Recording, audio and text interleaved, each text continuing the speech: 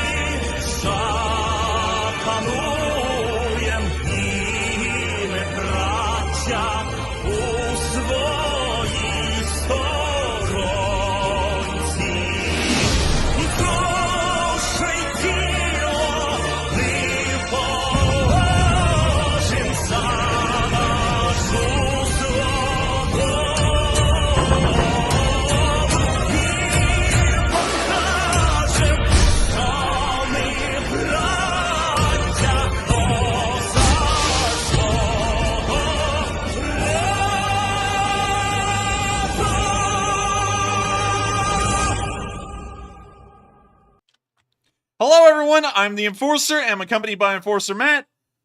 And good evening, everybody. It's Enforcer Matt, like always, and welcome back to day 216 and 217 of the news. And of course, we're going to be reporting on the past 24 hours, actually the past 48 hours of the war in Ukraine, as we have now entered, officially, day 217 of the war in Ukraine. Starting off, I gotta say this tonight, if any night has ever deserved this statement, it is tonight.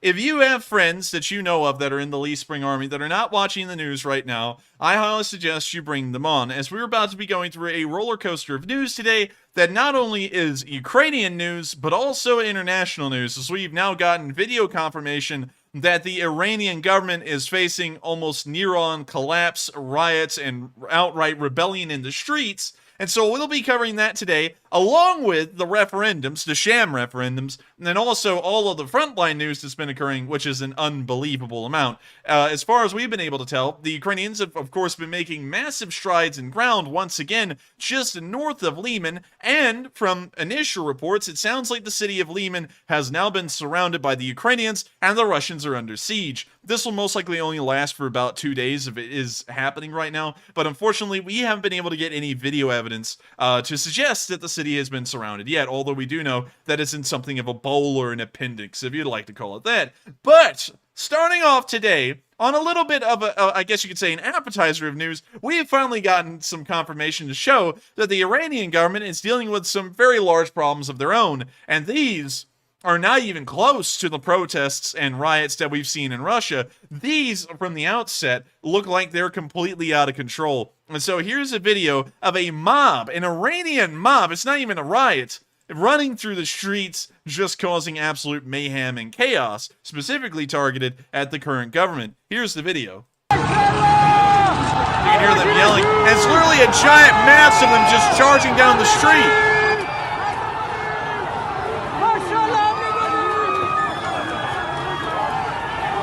Oh boy. Good God. This, now Russian riots. That's chaos. Yeah, Russian riots, even in Dagestan, look tame compared to this. This is just a straight up mob. And if you don't know anything about what's been going on in Iran, because we haven't been covering it a lot on this channel, the Iranian government, the current one, I believe it's the Islamic Republic of Iran is the official name of Iran, has been in charge since the late 70s, and has been somewhat oppressive, to say the least, and also not a favorite of really any nation around the world except for the Soviet Union, now the Russian Federation, and the Chinese to some respects, although the relationship there is a little bit more neutral.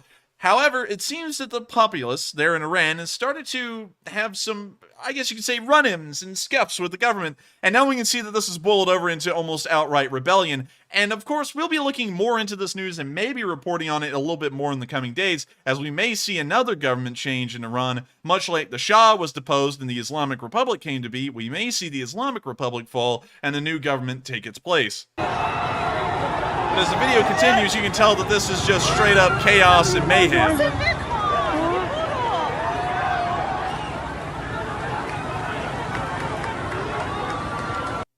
And so with that, that's the end of the video, and it's pretty interesting to see that the public in Iran is starting to get a little bit heated. I would say that they're giving the Russian populace a run for their money, like all of the citizens of Dagestan, which we saw in riot just a couple of days ago on Sunday. But moving on out of Tehran and on into Russia, we've seen, getting into the actual news, that the conscriptions are of course continuing, and these conscripts are finally making their ways to the basic training camps. And what we saw there today was absolutely hilarious. We actually have a translation of this. I will actually have to pull up an identical duplicate and read this off on my second screen while this plays, because this is just absolutely insane. So let's see.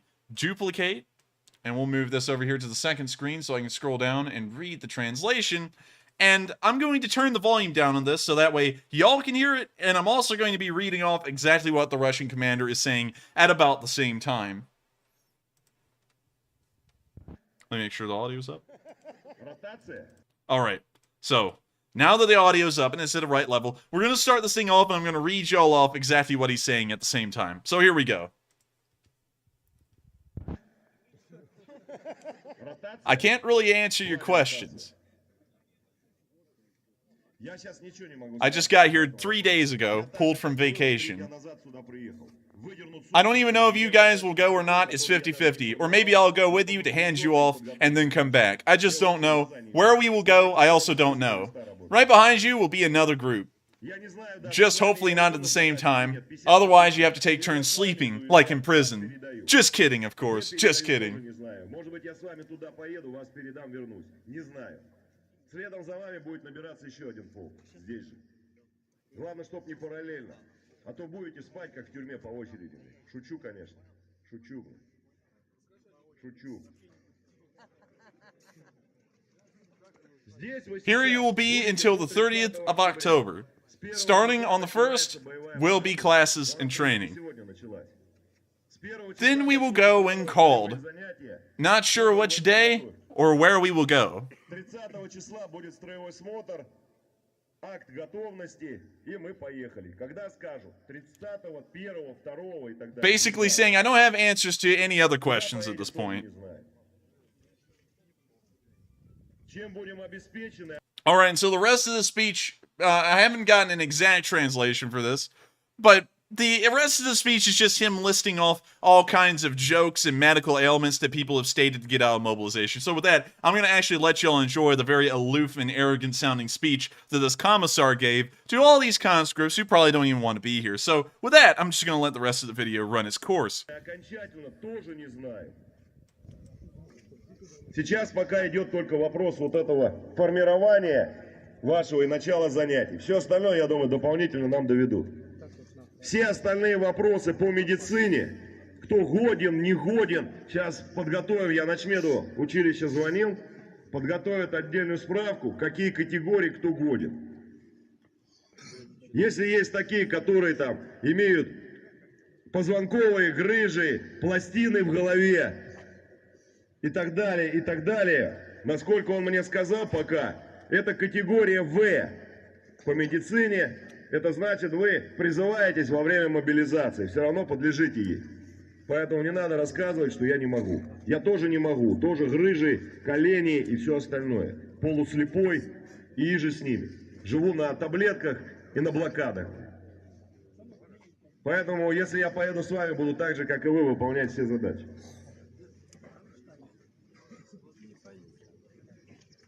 У вас я как раз вижу, не переживайте. Даже могу запомнить. Память еще не подводит меня. Будем стрелять, что есть. And so with that, that's the end of the video, and while I wasn't able to give you all an exact translation of the entire thing, you can get the idea that this guy is pretty aloof, to say the least. And it's...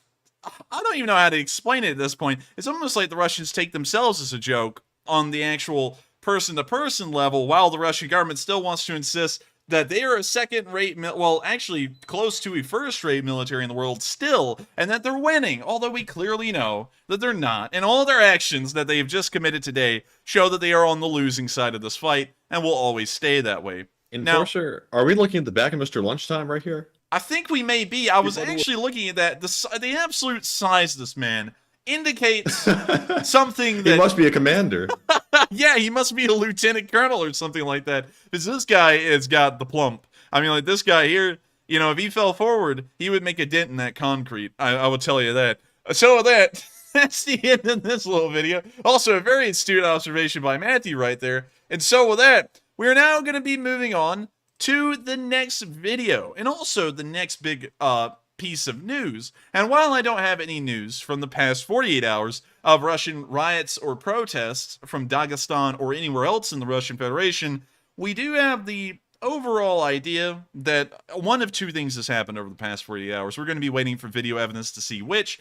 Either the Russians have arrested and quashed the protesters and rioters so harshly and so quickly that they've now been subdued, or it's still going on and there's just a lack of video and picture evidence of it. It's either one or the other. We're not entirely sure yet, but we will be waiting on more news to make sure that we can report that story accurately. However, for now, I just have to tell y'all, we don't know the exact situation with, I guess you could say, the domestic side of things inside of Russia.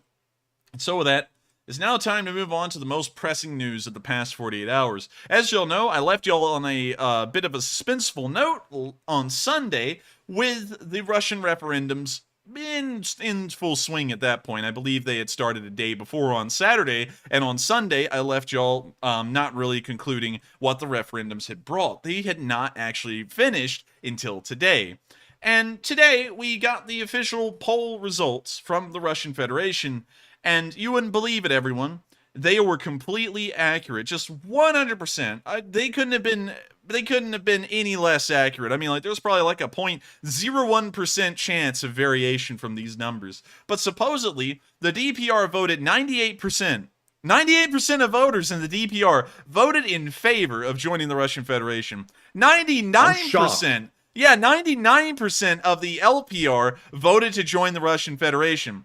Something like 97% of all of the people in the Zaporizhia Oblast voted to join the Russian Federation, and the lowest number of them all was 93% in Kherson. What in, like, who in the world really believes those numbers? Now think about that for a second. The Russians want us to believe that the Ukrainians, before this war, completely content with living in Ukraine, happy with it, and there was no problem with it at all. Now that the Russians have rolled through, 93 to 99% of them want to join the Russian Federation. Even at the lowest end, it's unanimous. This is the kind of stuff that North Koreans would pull off, with like 102% of our population voted for Kim Jong-un, and then another 103% of them voted on top of the 102%. This is just raw insanity. They're obviously shams. And not only that, we have a video that was put out by Russian state TV showing a woman counting the ballots in the DPR, and she wasn't even looking at them. Here's the video. It speaks for itself. The stupidity is unbelievable here, and the propaganda flick that they're making. This is something like from that movie Dictator with that guy Sacha Baron Cohen in it. This is a parody at this point. Now let me see if I can get this in high definition real quick, because it's not wanting to cooperate with me right now. All right, so it looks like it's now in high definition. Now it looks like it's not. Let me hit this. Let me just hit play. I'm sure it'll sort itself out. There we go. All right, so let's look at the poll she's reading off. So first, she's saying "da" as she holds each one. And in Russian, that means yes. Now, when we look at these, you'll see that when she grabs the next one, she doesn't even look at it. It's pointing at the camera. How in the world she knows it's a yes? She can't even read it. And on top of that, they're all empty. No one even filled them out. There's not even a check on the yes or the no option. What do you think about this, Matthew? Do you think this is a fair election? Probably not. I would imagine. Probably not. And considering that the only option it appears that they have on this desk as a sheet is "duh." Yes, there is no option on this table for them to put the no answers. Notice that too. It's a very deliberate kind of setup here. And also, just watch this woman. She grabs like 20 empty ballots and doesn't even read them and goes yes. And also another thing, what happened to voter, I guess you could say privacy? Like, what if these were actual ballots with people's names and their choices on them? They're going to show this on national television for the entirety of the annexed regions and also the Russian Federation to see who voted for what. That's not really fair voting by any means, because that's even more voter intimidation after the fact. But anyways, we're going to let the video play to let y'all see the straight up comedy, parody, satire, insanity that the Russians are pulling off. И международным наблюдателям стопки с результатами референдума. She's not even reading them. Завидуешь, потому что слово That nervous laughter, though. Очень много раз. Если мы посмотрим... And look how smug she looks after holding up each one and saying yes. They don't even have anything on them. Like, does she not understand how much of an idiot she looks like doing this in front of a camera? Because at this point, I think the Russians as a people are just lost or something, because it's unbelievable what they're pulling off. And also, let's look at this back here. How in the world, out of this massive pile, just a jumble of ballots, are they figuring out the yeses and nos? They're not even sorting them back there. They're just throwing them around on the table. Если мы посмотрим стопки, где ответ «да», они гораздо больше. Like, they're not even counting them or anything. They're just, like, grabbing them, looking at them, and that's it. Есть также, кто проголосовал против. Вот на столе, сейчас покажу, попрошу оператора показать, есть два, пока только два. но они есть, тем не менее.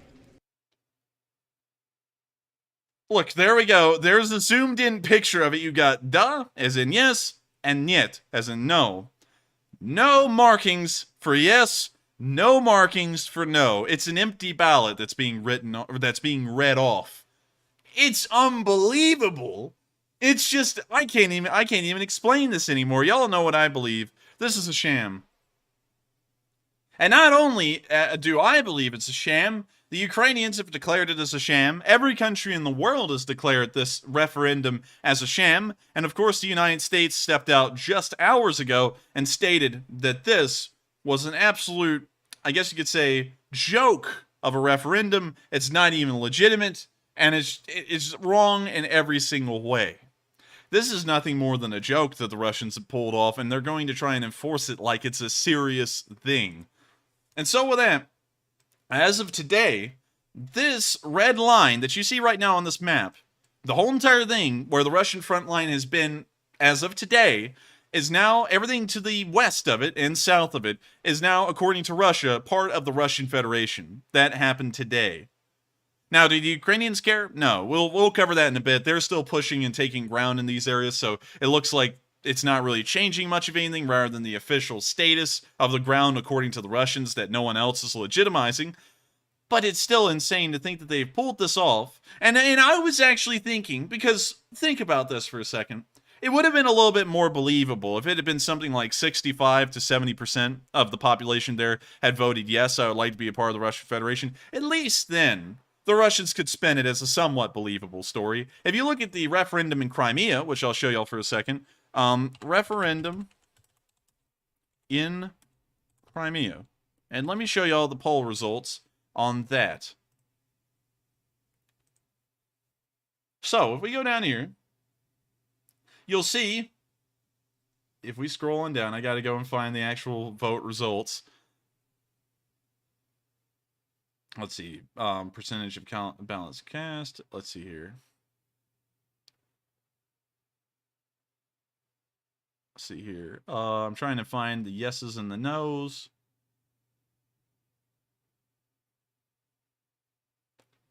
Let's see. For some reason, Matthew, I think you can see this as well. I'm having a problem reading what this is exactly trying to say because of how the table's laid out. So let's see here. We're looking at the final results from Sevastopol, and the top one is final results from Autonomous Republic of Crimea. So let's see here. Which one are we looking for? We're looking for the result for the entirety of the Republic of Crimea, so it's at the top. But I'm having a hard time discerning the yeses from the nos. So it looks like 1.2 million people voted. It looks like 80% of the registered voters. Let's see here. So this doesn't tell us that, I don't think. It doesn't. I was trying to make sure, because I was like, am I reading this wrong or what? So let me go back real quick. We're going to try and find some more information on this, so that way we can at least compare old Russian propaganda versus new propaganda. Let's see. Crimean referendum, the 2014 one. So we're back here again. Let's see. You know what? We're going to back up again. Referendum in Crimea 2014 results. We're trying to get a percentage here, so give me just a second.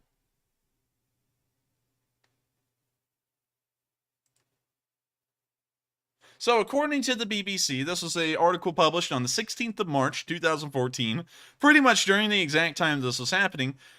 And back then, okay, the insanity never existed back then. Look at this. Some 95.5% of voters in Crimea have supported joining Russia, officials say, after half the votes have been counted in a disputed referendum.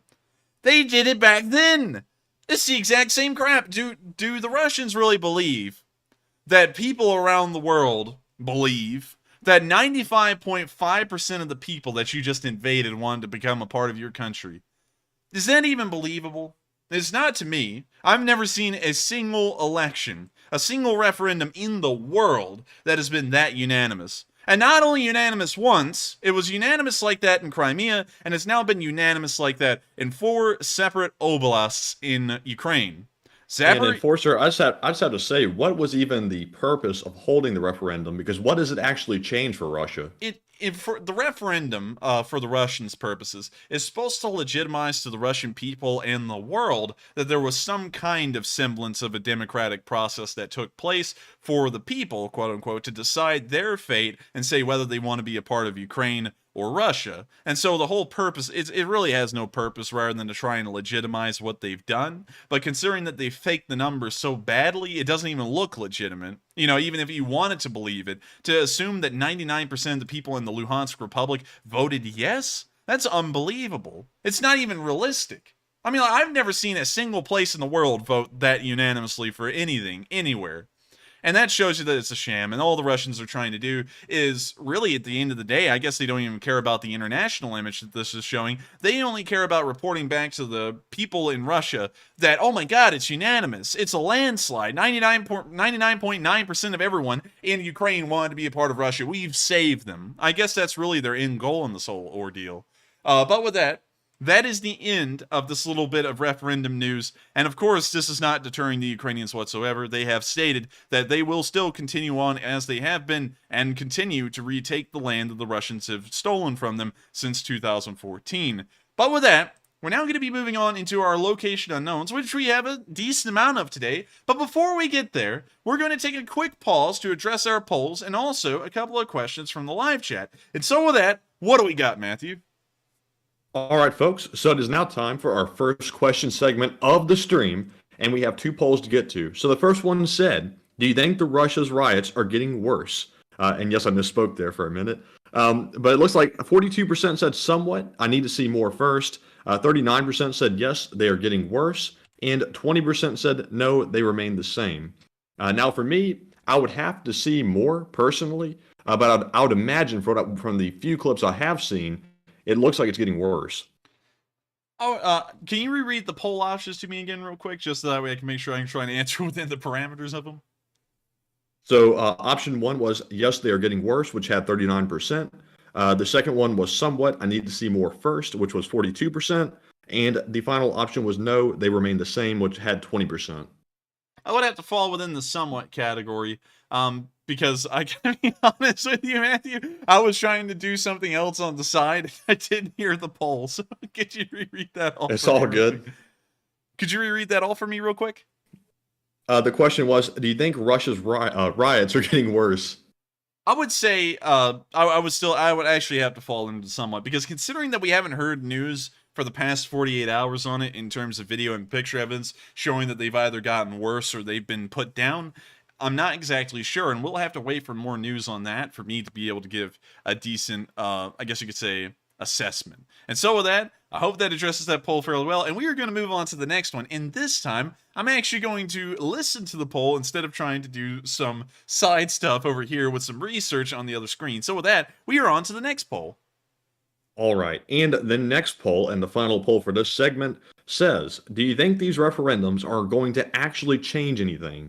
And this kind of ties into my question I asked earlier, and it appears to be that most people think it's just for propaganda reasons, although there's some people in the chat saying there might be some legal conscription reasons behind it. But it looks like 58% said no, nothing will change, 35% said yes, Russia will act in some way, and 7% said I don't know. Now, considering what I have heard, it sounds like nothing will change. So I'm going to be in the majority on this one. But Enforcer, where do you stand? I'm going to have to say, I don't think this is going to change much of anything, considering that no one in the world, as far as I know, has legitimized Russia's referendums. I don't even believe the Chinese have gone forward and tried to say, well, it has some merit to it. In fact, let's pull that up. China News, because I'm sure that they have some kind of comment to make on it. Let's see. Let's see here. Actually, there is no news on it publicly, so let's go pull up. Let's see, China, Ukraine news, and let's see what that says. Let's see here.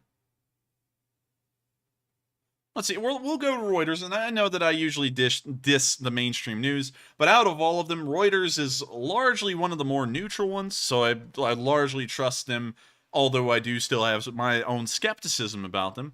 But the Chinese envoy says isolation and sanctions will lead to dead end and meeting over Russia's referendums. And let's read on to see what the Chinese delegates said specifically. So, Chinese ambassador Zhang Jun told a Security Council meeting that isolations and sanctions would only lead to a dead end after the United States called for the body to condemn Russia's referendums. Bloc confrontation, political isolation, sanctions, and pressurization will only lead to a dead end.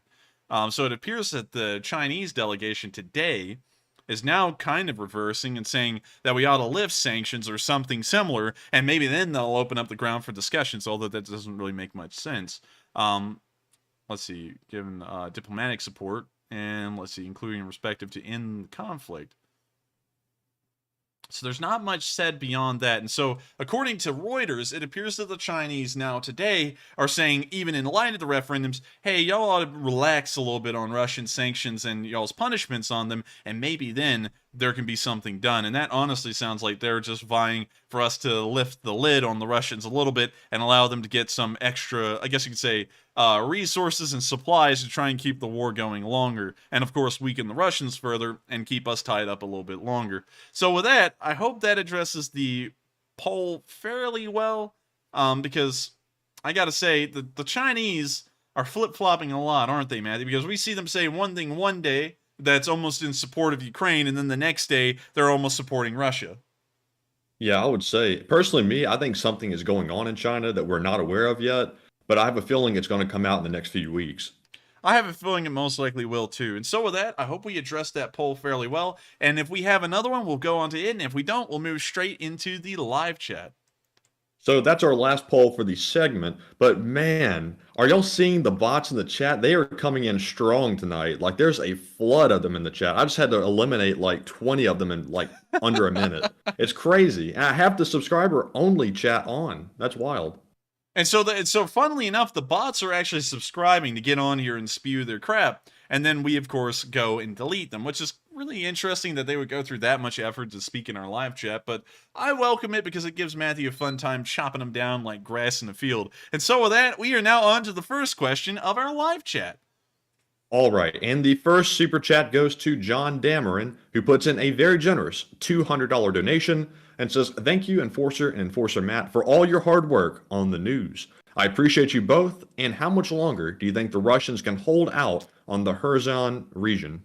Well, I thank you so much for the massive amount of support, John Dameron, because it helps this channel run a load. And also, just in case if y'all didn't know, for some reason, through an absolute miracle, my voice is recovered. And so for the first time in what feels like 2 weeks, I'm able to answer questions and talk without feeling any pain in my throat because of it. So if my voice does sound a little bit weird, I'm sorry. I'm trying to figure out my range again now that I can use all of it. But moving on from that, I thank you so much for the support, John DeMarn, because that helps us keep the stream running. So that way I can go through nearly destroying my voice and then recovering it after some time. Now, to answer the question, and also to address the kind words afterwards, I think the Russians can hold on to the Kherson region as long as the Ukrainians don't conduct a counteroffensive.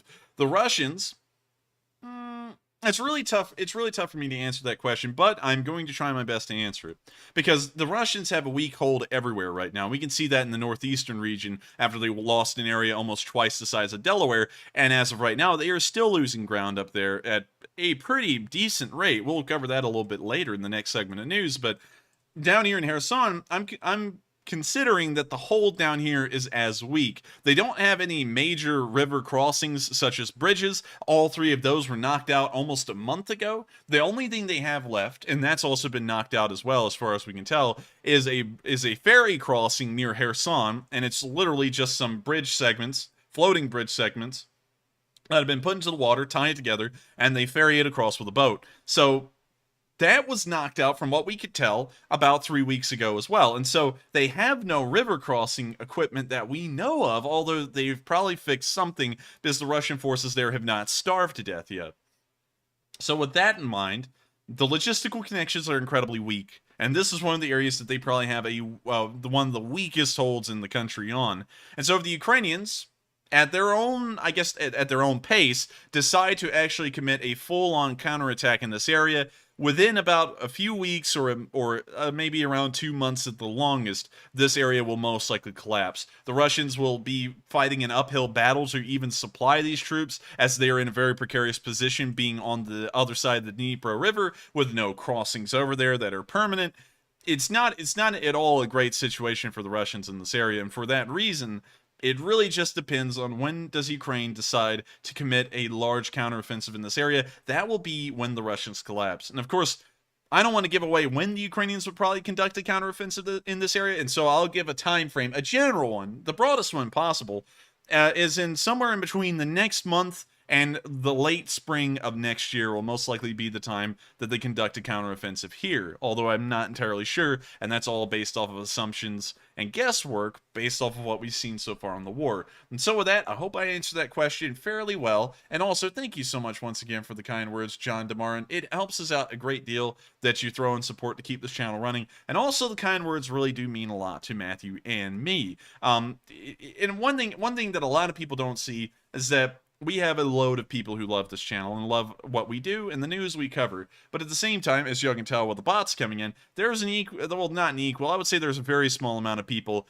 that are incredibly vocal that absolutely hate Ukraine, hate what we're doing, and hate everything in between. And everyone, and I don't let them get me down, but when you see a lot of them, you do feel kind of discouraged. And so getting kind words of support from all of y'all really does mean a lot, because it lets us know that people actually do appreciate what we're doing and want us to keep doing it. So thank you so much once again. I hope I answered the question fairly well. And with that, we are on to the next one.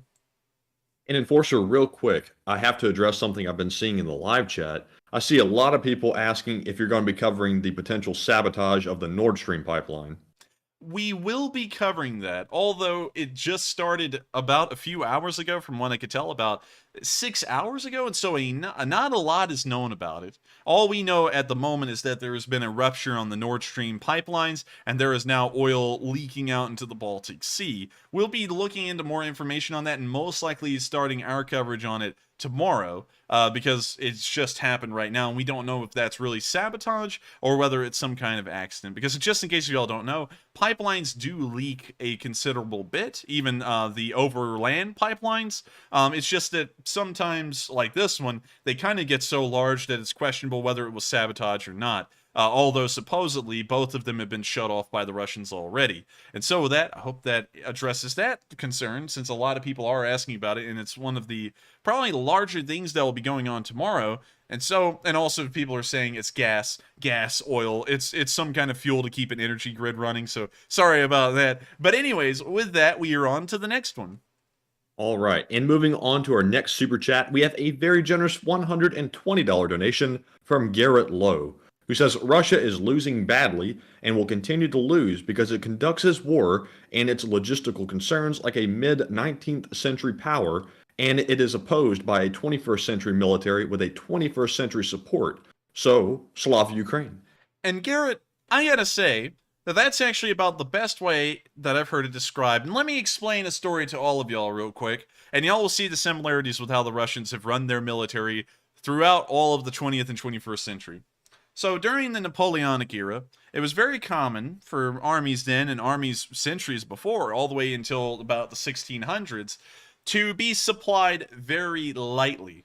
Most of what an army would get on a march, like Napoleon's march into Russia, all the way from France into Russia itself, they usually lived off the land. That was actually I guess the phrase that they used. The army lived off the land. They would go through and they would forage. They would find food in villages, out in wherever they could. They would eat and subsist off of that. The army was lightly supplied, however, by a very small unit of logistical, I guess you could say, soldiers that, of course, ran wagon trains behind the army and would kind of, well, the best they could, considering that at one point the supply line was so far stretched from France all the way to Russia, or I guess you could say France's friendly nations in the southern area of Germany, and also the surrendered Prussians and some of their Polish puppet states, I guess you could say.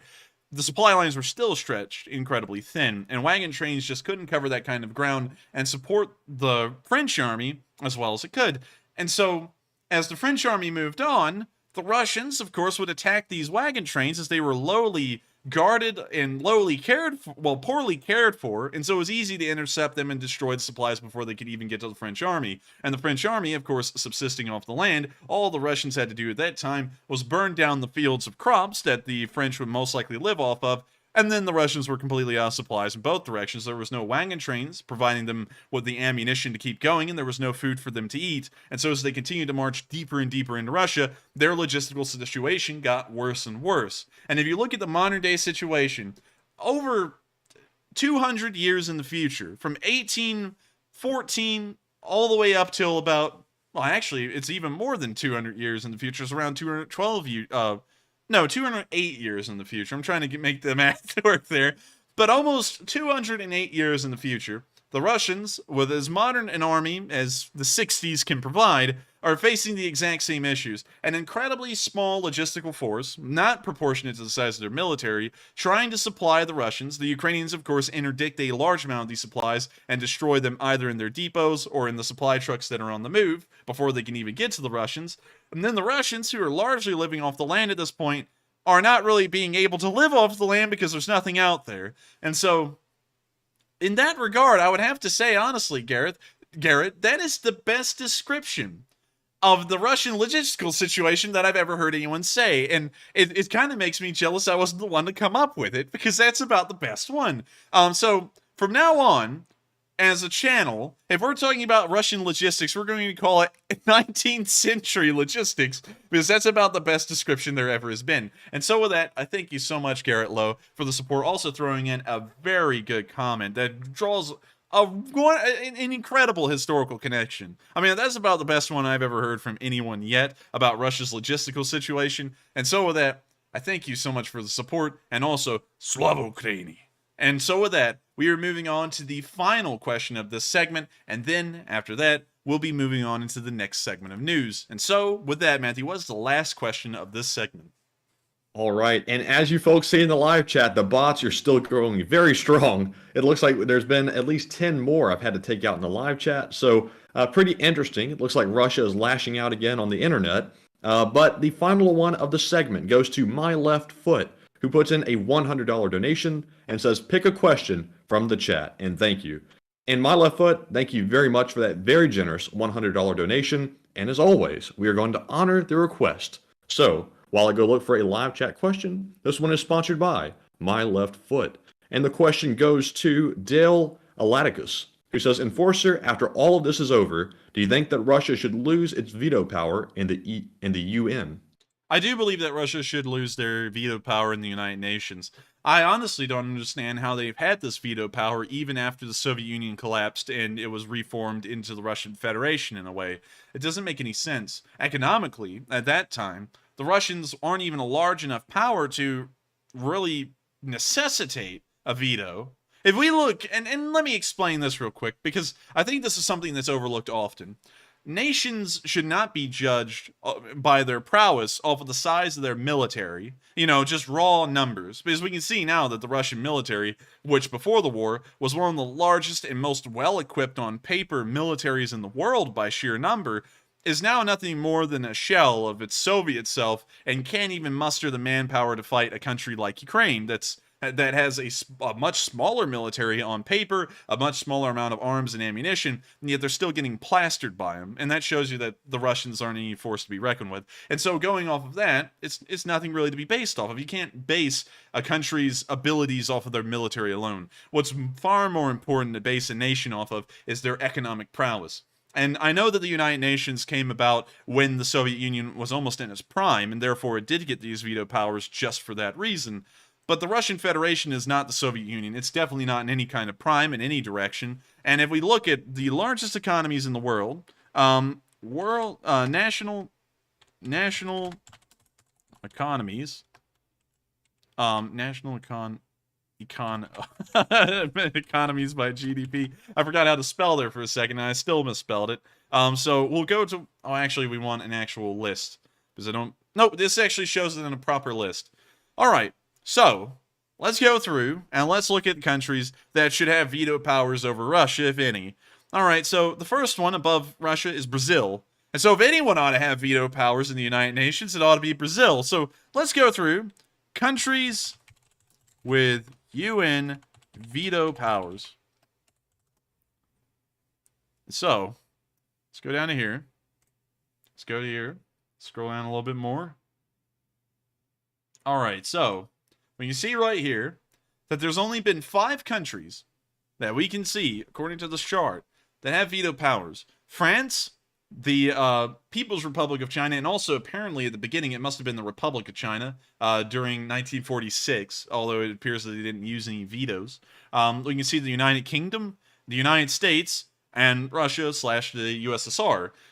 And so there's only 5 countries that have veto power, and if you look at these, France, China, the United Kingdom, and the United States, you can see that France and the United Kingdom are generally on par, actually, in terms of GDP, although the British do beat them out by a couple of $100 million a year. We can also see that the United States and China are the 2 powerhouses of the world economically. And then finally, we have, let me make sure we get this right. Actually, we did get that right. And so you can see that everyone on this totem pole is in the top 7 at least. The French, the United Kingdom, China, and the United States. Russia is all the way down at number 11. It's tied nearly with South Korea in GDP, and it's just under Brazil. And so if any country economically should get a veto power, it shouldn't be the Russians. It could be really anyone. It could be Brazil, Italy, Canada, India, Germany, Japan. It could be any of those countries because they have a much larger economic pool in the world. And I guess the best way to say this is that UN veto power should be based off of your economic abilities as a nation and not your militaristic abilities as a country. It wouldn't make a lot of sense to base anything off of that because the Russians are having veto powers that they shouldn't have because they don't even have an economy to support it. Or I guess you could say the follow-through to do anything with it. And so with that, I hope that addresses the question fairly well. And of course, that's all based on my opinion. You can base veto powers off of just sheer military numbers alone, although it's a poor way to do it. But with that, I thank you so much for the support, my left foot, in sponsoring that live chat question. And thank you so much for a massive amount of support. I think that's the biggest super chat we've ever gotten that sponsored a live chat question, and that's really kind of you to do, is to sponsor a live chat question and also help out this channel so much. That's a massive amount of support, and I thank you so much for it. And so with that, I hope I addressed that question fairly well. And with that, we're now going to be moving on into our next segment of news, starting off in our location unknowns on day 216. And starting off, when you see that a Russian truck was ambushed, and it appears quite well. Of course, it's got music playing, but we can see the Ukrainian drone flying over, and we now see the Russian Ural 4320 driving through the streets. We can now see it get hit from behind. It looks like it actually got hit by a Molotov, although I can't see where it was thrown from. But it hit right on the back of the cab. The truck is now ablaze. It runs off the road into a wall and a tree, knocking over the tree. The truck is now ablaze. And we see the drivers in the cab climbing out, falling out onto a tree stump, breaking their back in the process. 5 guys crawling out of the back like children and running off across the street. And probably towards the Ukrainians that threw the Molotov. And now it's a clown car as another 3 guys get out of the back. How many people did they have in this command truck? Jeez. Like 20 people? They're still coming out.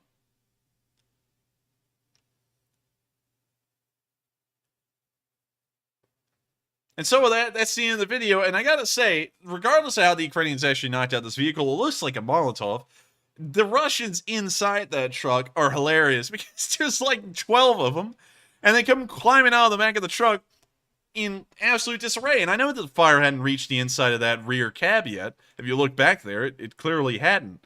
Yet they're crawling out like babies. Like, look at this, Matthew. When the first 4 of them get out, 2 of them start crawling on the ground like they're infants. There's a guy who breaks his spine on the tree branch, and there goes the 2 of them that are crawling on the ground like kids. Wow. Oh, man. But with that, that's the end of the video, and I just gotta say, it's nice to see the Ukrainians still knocking out command vehicles and making the Russians look like jokes. And so with that, we're moving on into the next clip where we can see the Ukrainians destroying some more Russian positions.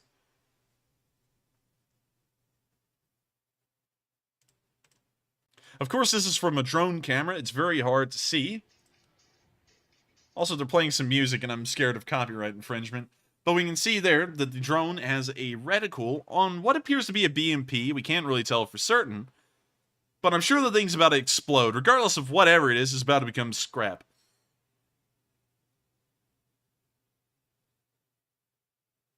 We now see them dropping the bomblet. And it just fell right above the BMP on screen. So I'm sure that they're about to adjust the drone's angle and drop another one that will hopefully fall directly on top.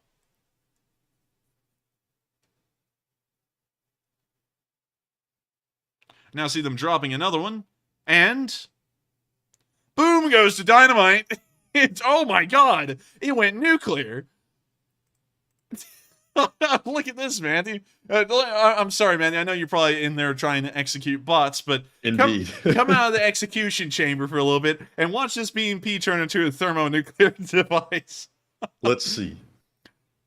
Oh, God. Oh, it's called Kenny, too. What an appropriate name. It's called Kenny, and good God, that thing went nuclear.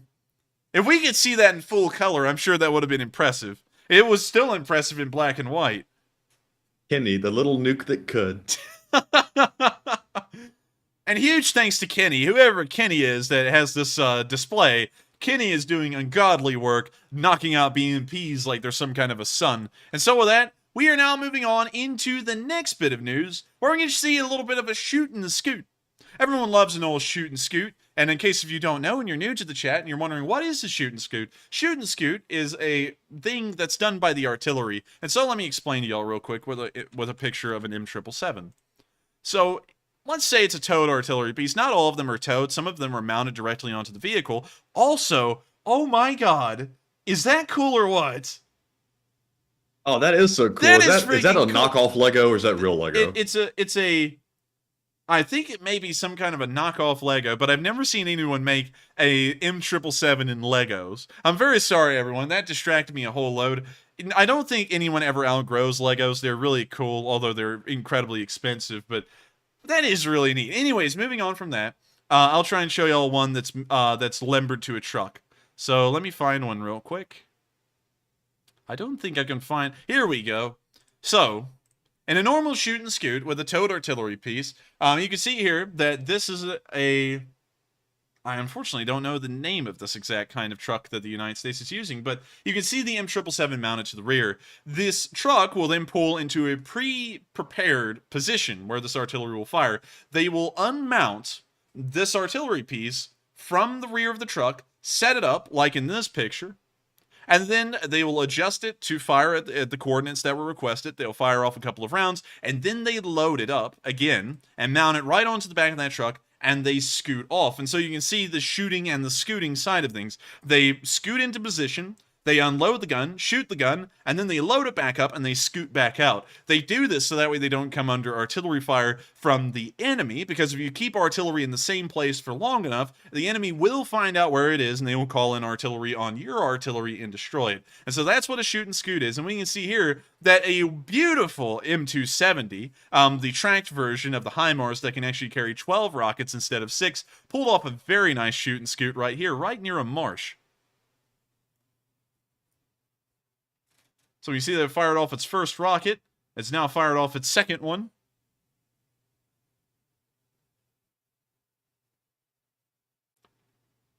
Now the HIMARS systems, or the systems that use the M40, I guess you could say MLRS missiles, they do take a little bit of time to fire in between each one, although I have seen some HIMARS get a pretty high rate of fire. We have seen a lot of footage of HIMARS in the war, and it's good to know that the United States, the Germans, and I believe also the British and the French have provided these M270s to Ukraine to use in this war. And we can now see that they're packing up the launcher. Also, real quick to explain to y'all how a shoot and scoot works on an M270, because it's not an M777, so it is a little different.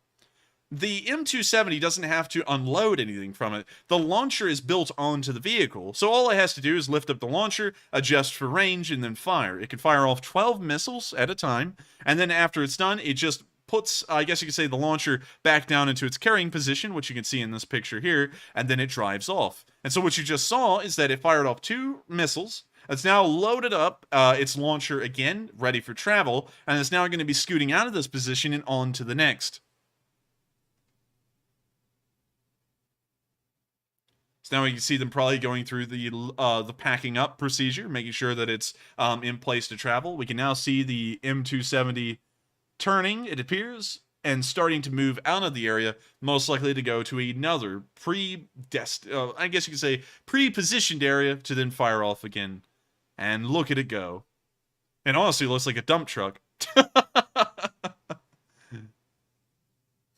But with that, that's the end of the video, and it's nice to see that the M270s that pretty much the entirety of the Western Coalition has provided to Ukraine are there and in operation, and hopefully doing an incredibly good job, much like the HIMARS has been doing for months. With that, we're on to our final bit of Location Unknown news from day 216, where we can see that the Ukrainians turned a racing drone, one of those competitive racing drones that you see in YouTube videos all over where they're flipping them around and inside buildings, and they turned it into a kamikaze drone and attacked a Russian position with it, which was very ingenuitive and very creative of them. Anyways, here's the video. The right side camera is the camera from... Oh, hang on. It looks like we may be having some buffering issues. Also, it looks like we're getting a weather alert right now, so that may be the reason why. Interesting, this video has completely broken down, so let's click on it again, and let's see if we can get it working this time. Sorry about that, everyone. It looks like right now, according to my computer, we are going through a severe weather alert. In fact, it looks like fire. It looks like there might be a fire around. There may be a fire around. Could you... I know you're incredibly busy right now, man. Enforcer! Yeah? The Russian chain smoker made his way to America. No! The Russian chain smokers made it right outside our house. 1 second, everyone, real quick, since I just noticed that that is saying that there's a fire nearby. Let me make sure there's not going to be a fire burning down our house in the next 20 minutes. I just checked Enforcer. It looks like we're good. Oh, okay, just making sure. Just wanted to make sure. I know that no one wants us to get burned alive except for the bots. So with that, we're now going to be moving on from that clip. Unfortunately, I can't show it to y'all, but if you would like to see it, make sure to go down into the description below on this video, and the very last link down there is a link to this exact map. You can click on all of these links that you're seeing on my screen and watch them for yourselves at any time you want. You can go to any video that this channel has ever uploaded, and there will almost always be, except for a couple of instances, I believe there's about 7 times that a updated map was not uploaded for some reason, but there is an updated map in each of them, and you can see the war progress day by day based off of the markers and frontline adjustments that we've made. But with that, we're now going to have to be moving on into day 217's Location Unknown news, where we can start off on a high note as a Russian Pantsir malfunctioned in a somewhat fantastic way. And so with that, here's the video. You see it fire off its missile. The Pantsir launcher then faces back downwards. The launcher then lifted up again and fired off another missile. Now it's lifting up the next launcher. And firing off another. Oh! Oh! I didn't even see that coming. I'm sorry about that, y'all. That was shocking. Matthew, this one's insane. Watch this. Sure. It fired off one missile.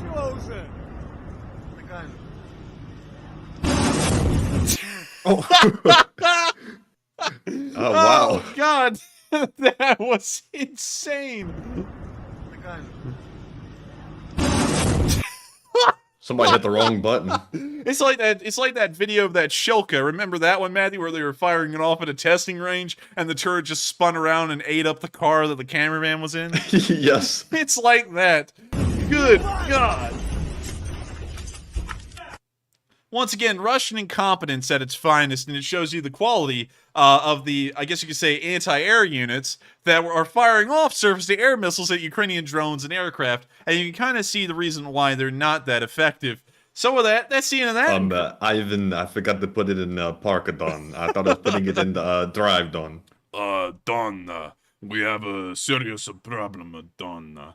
I pushed the wrong button. I almost killed To put it in drive, Don, you press the big red button. That's drive, right? Samir, you're breaking the Pantsir. Shut up. So with that, we're on to the next bit of Location Unknown News, where we can see some more Ukrainian Mi-8 action. And a lot of people are saying that they were probably filled up on vodka, and I wouldn't doubt it. Russians have a major problem with alcoholism.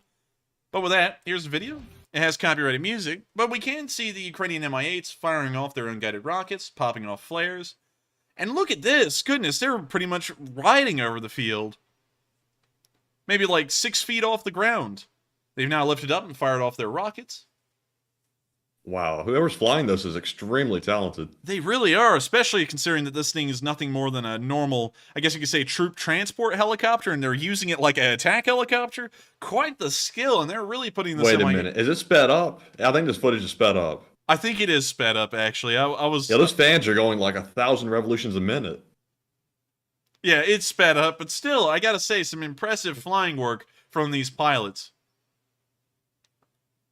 Now you see them flying over a reservoir or a small little river, and that's the end of the video. And once again, great to see that the Ukrainian Mi-8s are in operation, although the video was sped up. In the first part, it did have Matthew and me fooled, but still, the I guess you could say, the pilot ship of these Ukrainian helicopter pilots is still impeccable. To think that they're flying around a transport helicopter that has some unguided rockets mounted onto it like that, that's pretty impressive, suffice it to say. But with that, we're now going to be moving on to the next bit of Location Unknown News, where we can see a turret toss. We haven't seen a turret toss in a while, and so, of course, everyone, place in your numbers.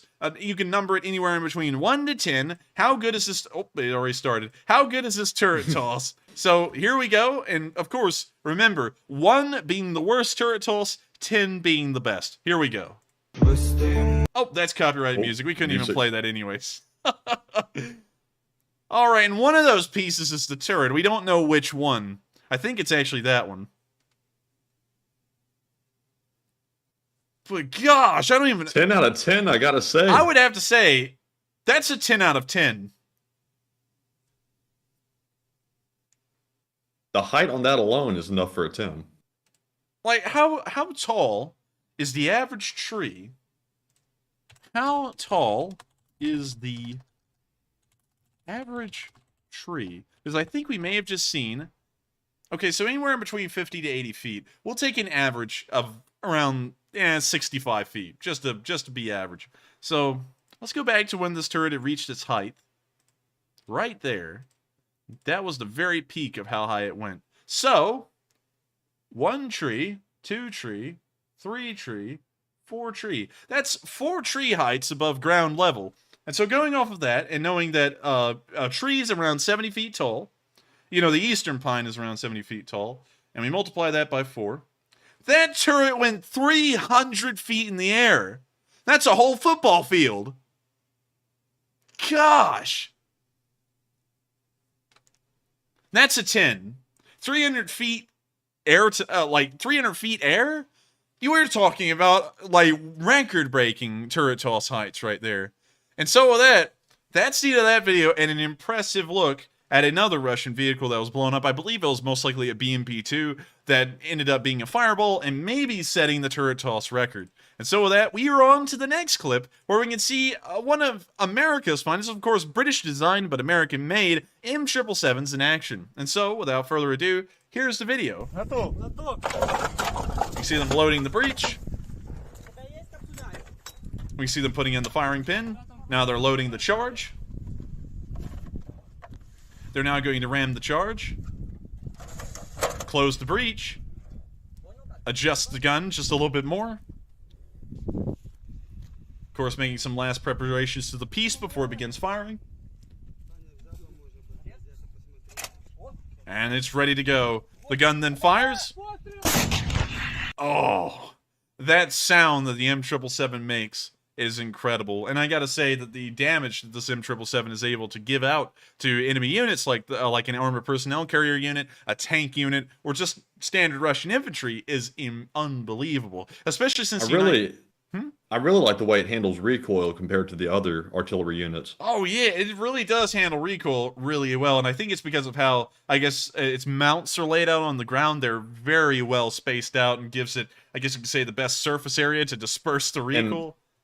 And also, it's contained within the actual unit itself. It doesn't actually go outside of it like some of the other ones. That's true. That some of the D20s and D30s that both sides have been using almost look like Widowmakers with how fast and how far that breach goes backwards when it recoils. But the M777 here, the breach doesn't go any further back than I guess you could say it supports. So even if you were like stupid, I guess you could say, and you were standing right here, you probably wouldn't get killed by it. You maybe end up with a little bit of tonight. I'm sure everyone's got tinnitus around that gun, but it's still, you wouldn't end up being hurt by it. So I gotta say, not a bad gun. Also, it's an incredibly effective one at that. And so with that, we're going to be moving on into the next bit and final bit of location unknown news, where you can see the Ukrainians destroying a Russian UAZ, which is a form of supply truck. Now, Anthony, this one's hilarious, I gotta say, because when you watch it, there's no noise until the thing blows up. So here's the video. You see the Ukrainian kind of waiting for the camera to be on. He goes running off.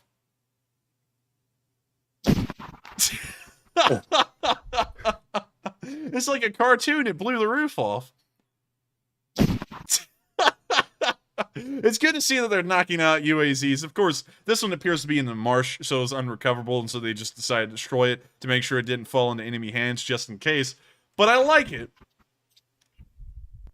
And so with that, that's the end of the video, and it's still great to see that the Ukrainians are knocking out Russian logistical vehicles, whatever the situation may be. And with that, we're now moving out of our location unknowns and past the northern Kharkiv area, which, I've got to say, it's very beautiful to see that has fallen silent for so long. We've hardly gotten any news north of Kharkiv. We haven't really gotten any news near Vovchansk or Vaporivka or Vilkutavka. I'm sorry, I butchered that one. Vilkuvatka.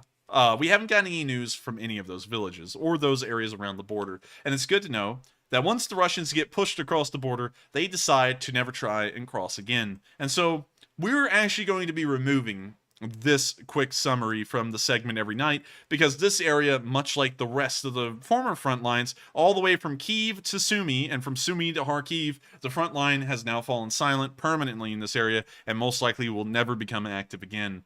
Moving on into the northeastern Kharkiv news near Topoly and also Drovchina, we have seen some activity picking up from the Ukrainian side. Starting off, we did see that the Ukrainians destroyed a couple of comms vehicles. Of course, these things are vital to the Russian war effort, as this is one of the most, I guess you could say, most common ways and most efficient means that they are able to communicate with their troops on the field. And so, as we can see in the video, the Ukrainian drone is pointing out a Ukrainian BTR-4, one of Ukraine's domestically made armored personnel carriers that packs quite a punch. We can now see it firing off its tracers into the tree line, and of course it shows a picture of a BTR-4, really cool vehicle. And we see its tracers lighting up a vehicle as it continues to run down the road, ablaze, just a massive ball of fire, and it was that communication vehicle they just showed a still picture of. We can now see the black flame of death taking over the vehicle, letting us know that that is a destroyed communications vehicle, one that will never be used by the Russians again, and another one for the Ukrainians to claim on their list of kills. We can also see the remains of another communications vehicle further down the road that actually has the communications relay attached to it as a trailer.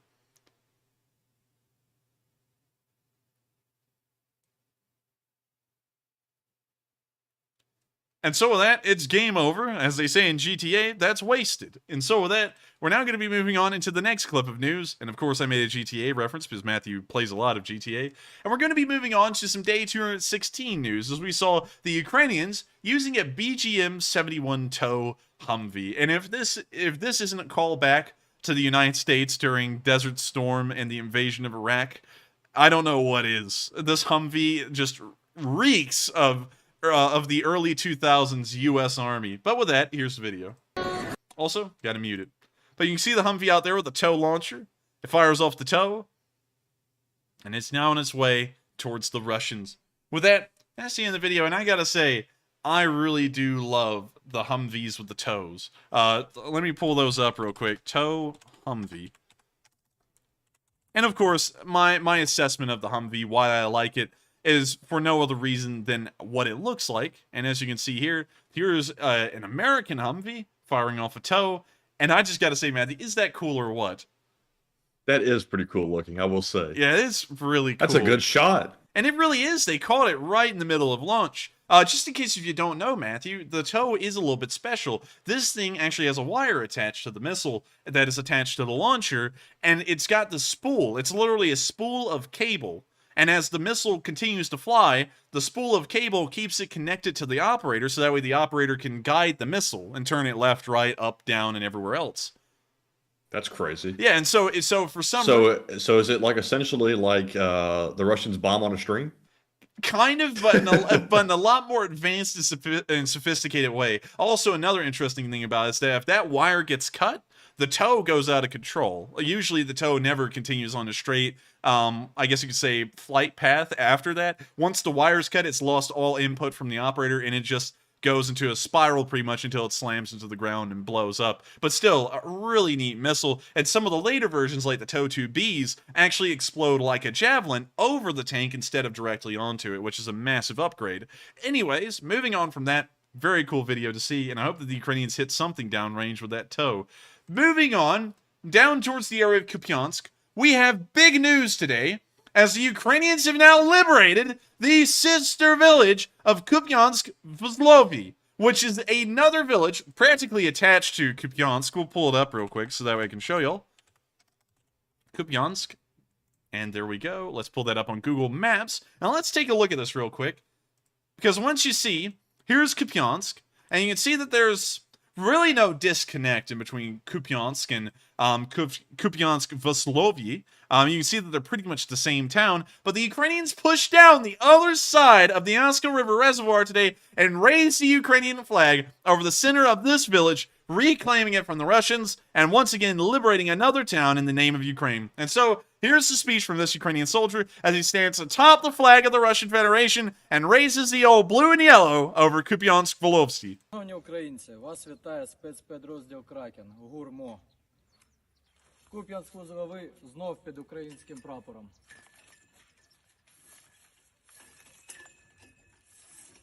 Now see him raising the flag? You know, Enforcer, I really like the Ukrainians a lot, but they really should pick up their litter.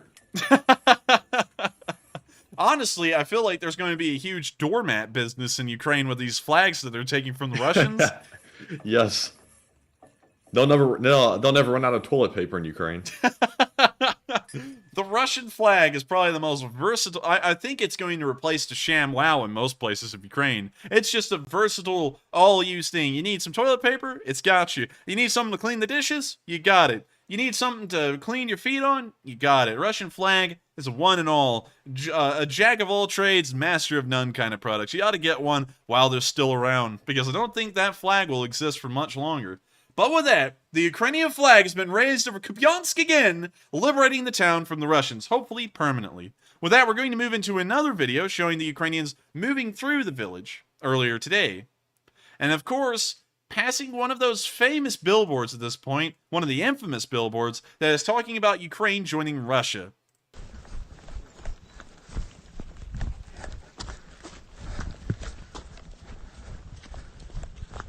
Also, real quick, if I could try my primitive Russian skills, this says "me se rasis." Wait a minute, hang on. And I'm sure I'm going to butcher this pronunciation, so forgive me for that. But it says "me se rasii один народ," which narod means people.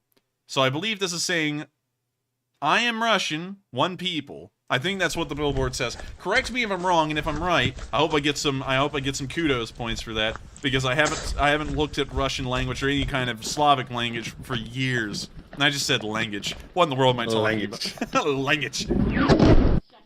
Oh, that was close. that was a crazy sound too. Ooh.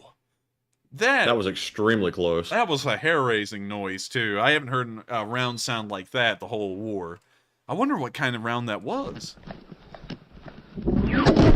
Ooh. But we see a woman coming down the street to welcome the Ukrainian liberators. Of course, clapping and coming up to hug them. Isn't that nice? Hugging the soldiers.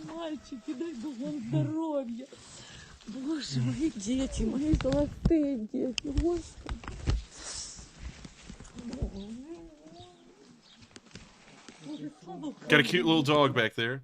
And that's the end of the video, but the village has been liberated, and it's good to know that another several thousand Ukrainians will not be living under Russian tyranny any longer, and that this land will remain Ukraine's, and hopefully the rest of it will come back to Ukraine incredibly soon.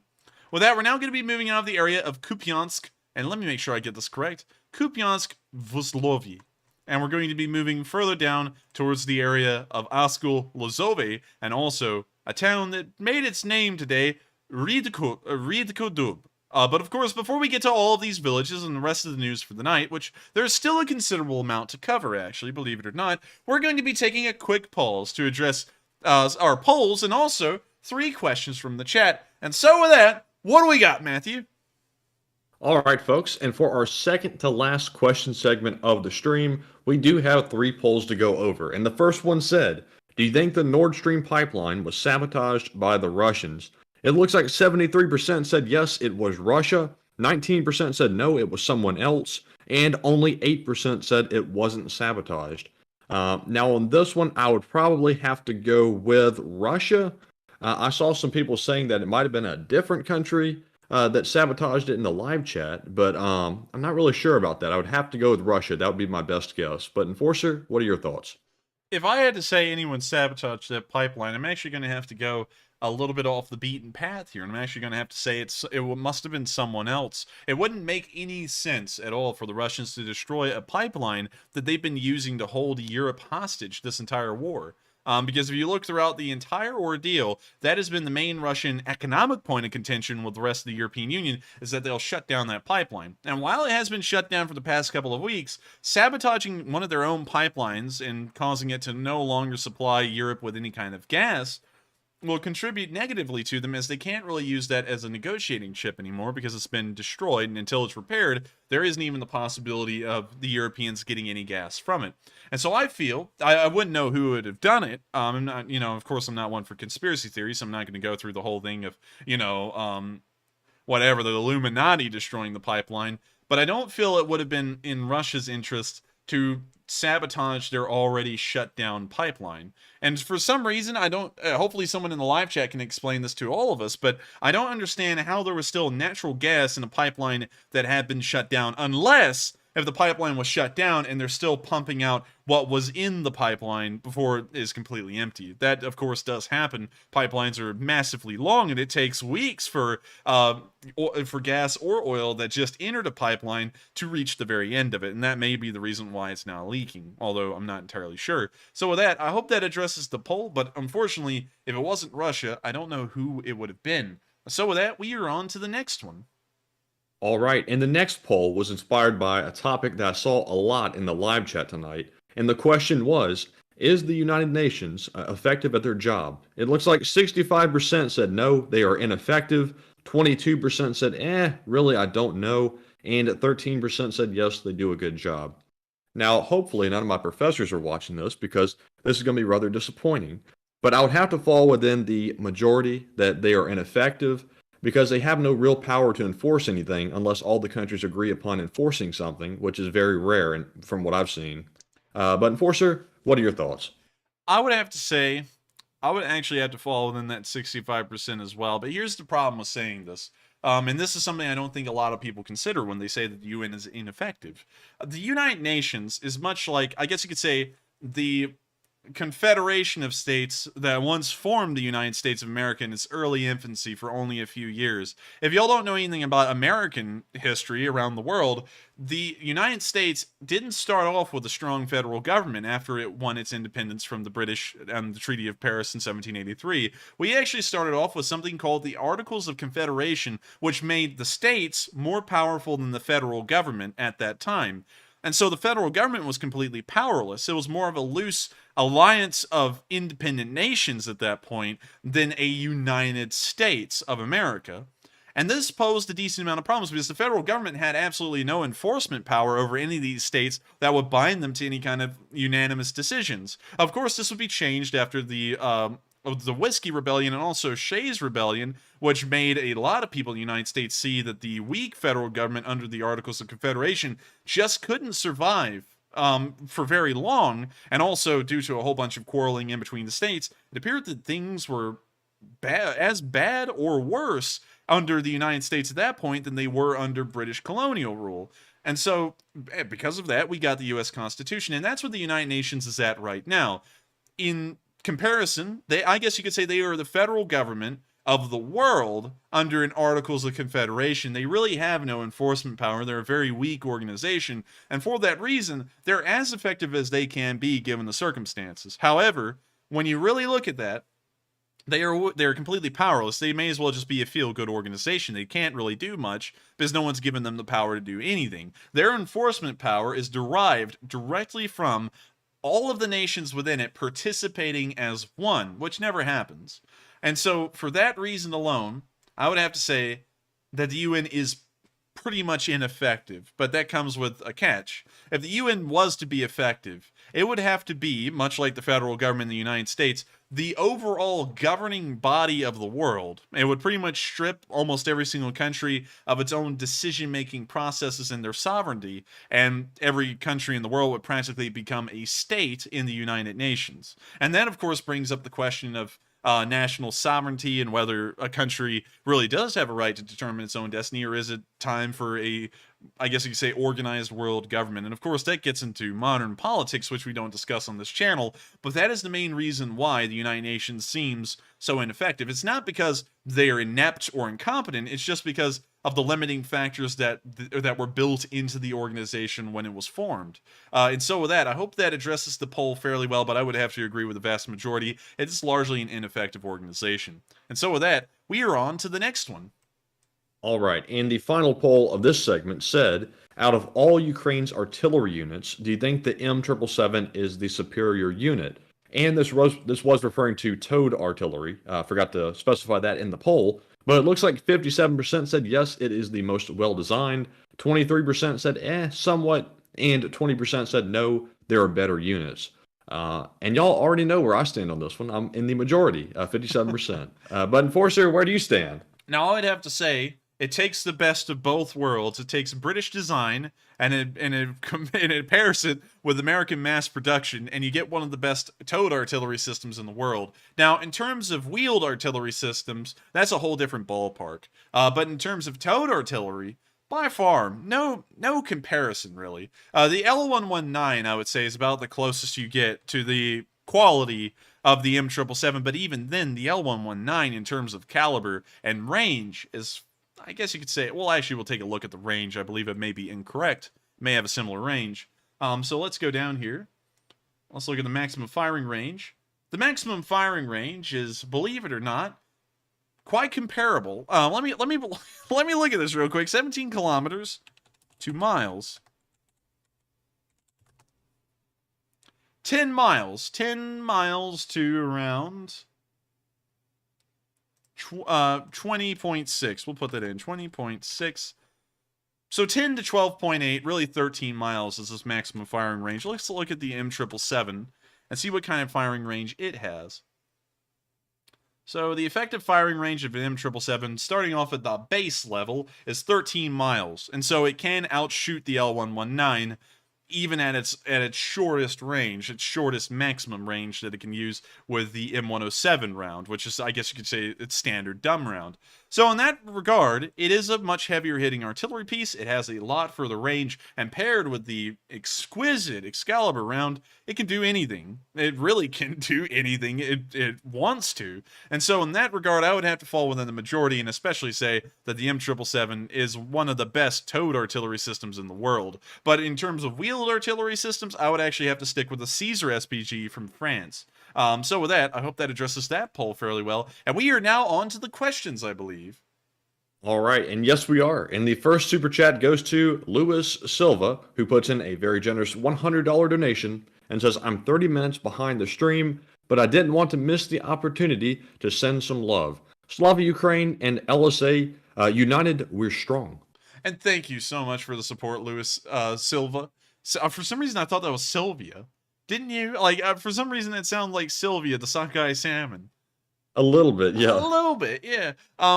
But I didn't want to miss an opportunity to send some love. That is perfectly fine. A lot of people, surprisingly to me, they watch the stream like, you know, it could be an hour in, and then they rewind to the very beginning and they watch it from there, and so they're not exactly live, but they're here when it's live. And so sometimes we get live chat comments that are talking about something that happened in stream about an hour ago, which is weird, but I'm glad you're watching it, and I hope you've been enjoying it so far, and hopefully you get to this in about like 30 minutes or so. But I thank you so much for the support, Louis Sylvia, and also LSA. And also another thing, I forgot to mention this to y'all. The fundraiser on Sunday raised $12,000 total in support of Ukraine, and it specifically Save the Children, which helps out children in Ukraine, and of course, the terrible situations that they find themselves in. And so I got to thank you so much for being a huge LSA member, and I got to thank the entirety of the Lee Spring Army for helping us to get to $12,000. Surprisingly, believe it or not, there was actually a professor at my university. I don't know if they're watching right now, but if you are, I hope you've been enjoying tonight's stream. There was a professor that heard about my channel. You know, since I did a face reveal, what's the point in hiding what I do anymore? I just tell people whenever, you know, it comes up. I'm like, oh, I do that. And honestly, at this point, I almost feel like you know, like one of those people who do something, you know, like yoga, and they bring it up constantly. I almost feel like I bring this up constantly now for one reason or another, mostly because people bring it up. But anyways, they said it's an incredible thing they would like to support, and if they did, I thank them so much. And if they're just watching and enjoying it, I thank them as much for that as well. It's unbelievable to think that the Lee Spring Army has such a massive spread, and that we're able to do so much good as just this channel alone. I can't think of any other channel out there on YouTube that has raised as much in support for Ukraine as us, rather than one. We won't say their name because we almost always get DDoSed afterwards. But I thank you so much for backing us up, helping this channel to keep on running, and helping the Lee Spring Army to keep marching forward. And so with that, let's hit the LSA in the chat. And also, someone asked me, am I a vegan? No, I enjoy steak far too much to be a vegan. And so with that, I hope that answers the question fairly well on that one too. And thank you so much once again, Luis Silva, for the support. And with that, we are on to the next one. And up next, we have another super chat from Ryan Hughes, who puts in a $100 donation and says, pick another question from the live chat.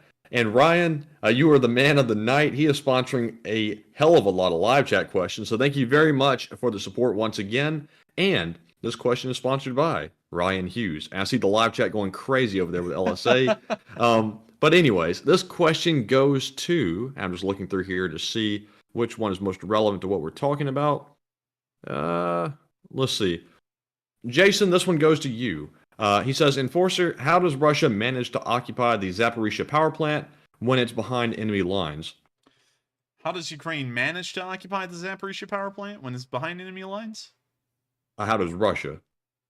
Russia actually manages to hold the Zaporizhia power plant because it's actually within the area of territory they control. It's not behind the lines for them. It's actually perfectly smack dab on their lines, I guess you could say. So that's how they manage to hold it. It would actually be incredibly difficult for the Ukrainians to try and hold that ground, as they would have to try and create some kind of a logistical transports across the Dnipro Reservoir just north of Novokakhovka. Well, actually, just north. I mean, hell, the Novokakhovka Reservoir is like 50 or 60 miles long, but they would still have to make some kind of a transport across that river, which would be unholy difficult. It would be very vulnerable to attacks, and so it'd be a lot more difficult for the Ukrainians to try and hold the power plant than it is for the Russians, considering that it's just attached to the rest of the territory that they control right now. And so with that, I hope that answers the question fairly well, and thank you so much, Ryan Hughes, for being a legend and supporting this channel with a massive super chat. And not only that, but sponsoring a live chat too. That was incredibly kind of you, and we've had 2 of those tonight, and it's unbelievable to think that people are so kind as to support this channel so heavily, and also to just give away their chance to ask a question and let people in the live chat ask one instead. And so with that, I thank you so much once again for the support, Ryan Hughes, and for being so kind. And with that, we are now on to the final question of the segment, and then we'll be returning to the remainder of our news. And the final one of this segment goes to Junebug72, who puts in a $36 donation and says, I've been busy with Rosh Hashanah since Saturday night. Happy Jewish New Year. Sorry to be MIA. Please have a peaceful evening and Slava Ukraine. P.S. So much interesting coverage tonight. And thank you so much for the support, Junebug72. You've been around forever, a part of the Discord Old Guard, a part of the Lee Spring Army Old Guard.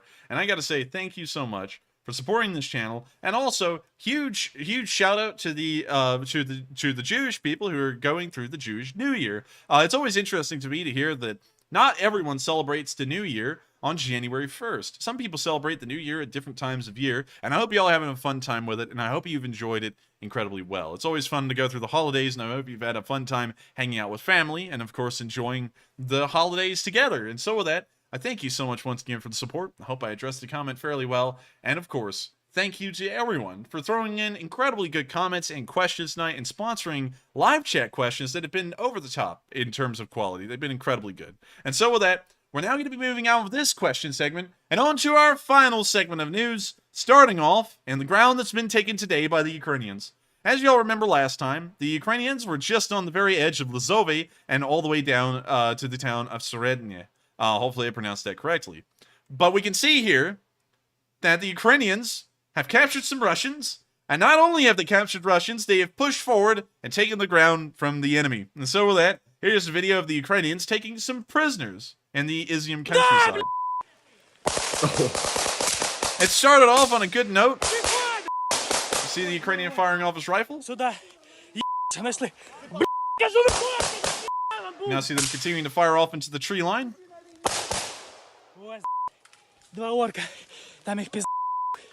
Пацаны, сейчас гранатом РП! Сюда! You hear the fire continue. I think this guy is firing one-handed. Because he's holding the camera in one hand, he's holding the rifle in the other. Вы выходите! Not the best way to shoot a gun. Бегут!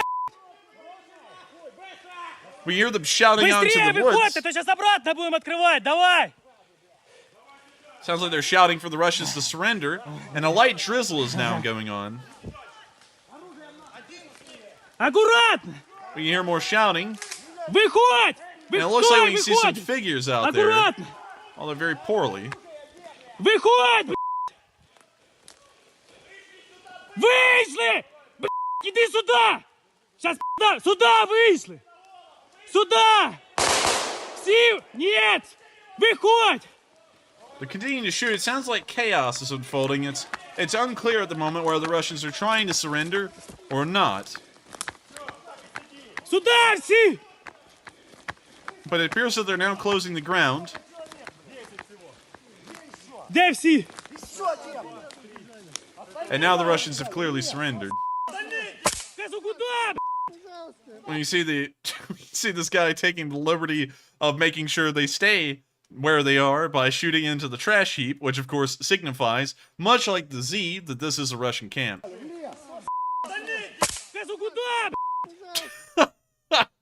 Oh man, that's like a good measure thing. It's like we have guns and they're loaded, just letting you know. But just shoot off around 12 feet away from the guy.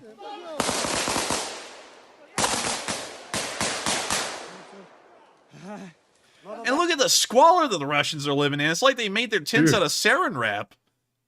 Yeah, and just trash all over the ground. Just, it amazes me the filth that a Russian soldier can live in. It's unbelievable. Like, there's no... What does it look like? It looks like boxes of French fries or something on the ground. I can't tell what that is. I gotta be honest with you. This looks a lot like a homeless camp. You know what I mean? Like trash everywhere, and the rest of it's tents.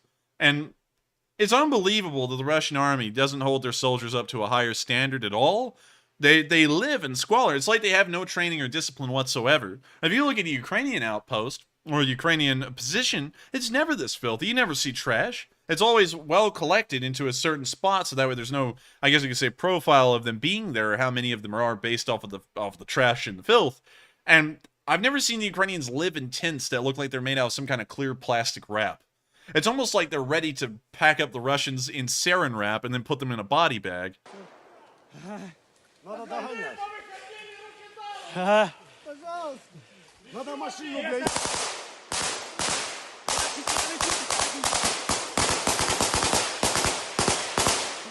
We hear some more gunshots in the distance. Ні, не піду назад. And apparently, okay, now this is apparently the story. We didn't see this happen on camera, but if you notice, Matthew, you heard all of that gunfire, and then you saw a Russian getting down, like he was standing up and putting his hands behind his head. So I think one of them was trying to get up and run off. And so they fired a burst into the air, and now you can see him getting back down again. What an idiot. At that point, How many Ukrainians are in this video? I'm confused at this point. I think there's about 6 of them in this video. You can only see about 2 of them on camera, but at the start it appeared that there was this guy, the guy that you see on film, and about 4 others. So it appears that there's And 6. there looks like there might be quite a few Russians here for the amount of Ukrainians. It does. It looks like there may be an equal number, or maybe even a little bit more. Ні, не піду назад. Let's count them. 1, 2, 3. We got the 4th one over there. I think there's a 5th one. Ось сидить. So maybe 4, 5, maybe 6. So about an equal number of Russians to the amount of Ukrainians.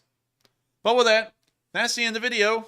And it's nice to see that the Ukrainians have taken more prisoners as they continue their advance in the area of Lozove. And not only that, but from what we've heard, according to reports, which we've adjusted our front line for this, we've heard that Kivsky has now become a part of the front line, and we have seen that Ukrainian forces have moved through the small village of Rydkub, which, or let me make sure I get that correct, Rydkodub.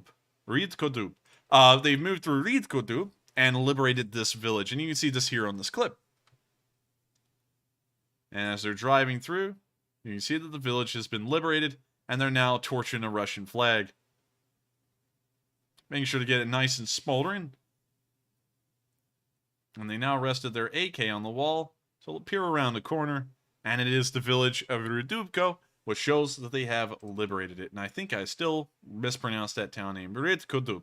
I'm very sorry. You almost have to try and put on an accent to pronounce that town name, but they did liberate it today, and the Ukrainians have taken another significant amount of ground. If we were to highlight the amount of ground that they've taken over the past 48 hours, this area is just about. We'll try and get a good measurement for it. About right there.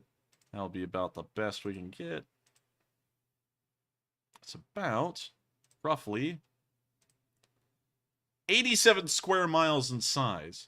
So another 87 square miles of ground has been taken in the past 48 hours, which is incredibly good news. Not only that, moving further down the line and towards the area of Lyman, we have seen that the 128th Mountain Assault Brigade continues to pound Russians in the area, and based off of some preliminary reports as to the fighting and the condition of the Russian garrison in Lyman, there has been the suggestion that they have been surrounded by the Ukrainians and are now under siege.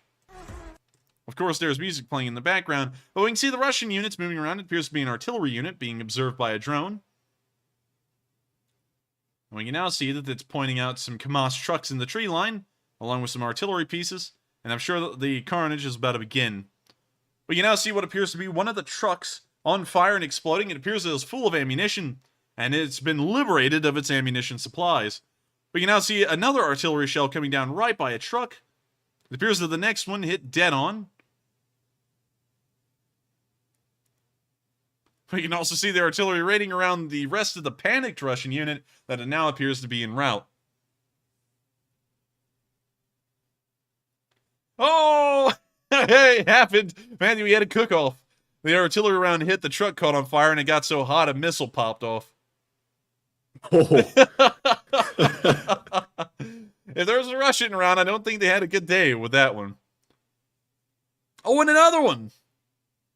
But with that, that's the end of the video, and it's great to see that the Ukrainians were able to knock out another artillery unit in the area of Lyman. Of course, knocking out Russian artillery is incredibly crucial to the war effort, much like giving artillery to the Ukrainians is to them. Moving on to day 216, we did see that the Ukrainians were conducting some village clearing, as far as we know, somewhere in the area of Lyman. And so with that, here's a video of the Ukrainians doing what they do best, which is pushing the Russians out of their land. You hear some gunfire. We can see they popped a joke. As if they fired something.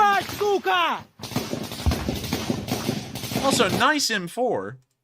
Look at that. That's a real nice one. Very nice. Yeah, I like like he's that. showing it off. Yeah, it's almost like he's holding it up for the camera to see. What a show off. Guy makes me jealous. I wish I had one of those.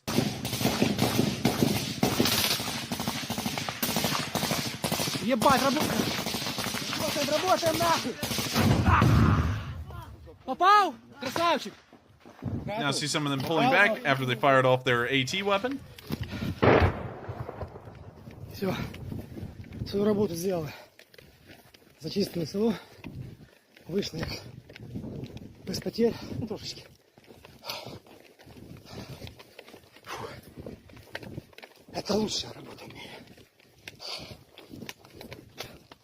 Хорошо. Все, вылезли. See him walking through the charred fields of grain. Арта работает. Here's some rounds going off in the distance. Сзади. Не наша, конечно. Фу. Ну, ничего. Главное, что же все живы-здоровы. А там уже дальше. Все, пока. And so with that, that's the end of the video, and it's great to see that the Ukrainians continue on their initiatives and their offensives to retake their land regardless of what the Russians are going to say about the land that they're pushing onto. Whether it's annexed by the Russians and they call it theirs, or whether it's not, the Ukrainians are still bent and determined on getting this land back, and it's good to see that the Ukrainian commitment to returning their people to their country has never wavered, even during this very difficult time. And so with that, we're now going to be moving out of the area of Lyman, and from that, pretty good news, as far as we heard. We'll be reporting more on that tomorrow if we can get some official news as to the encirclement. And now we're going to be moving to the area of Bielorivka, where we saw that some armored cars, 3 Tiger armored cars, were ambushed by the Ukrainian SSO. And so, here's the video.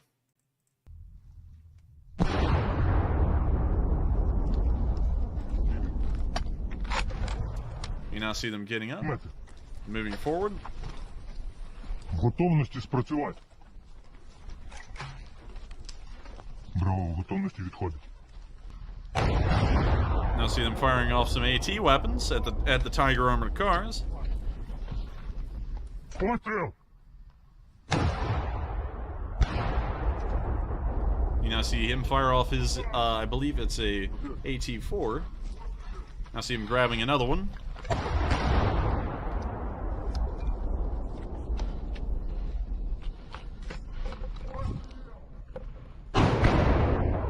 Boy, they're giving it to these Tiger cars.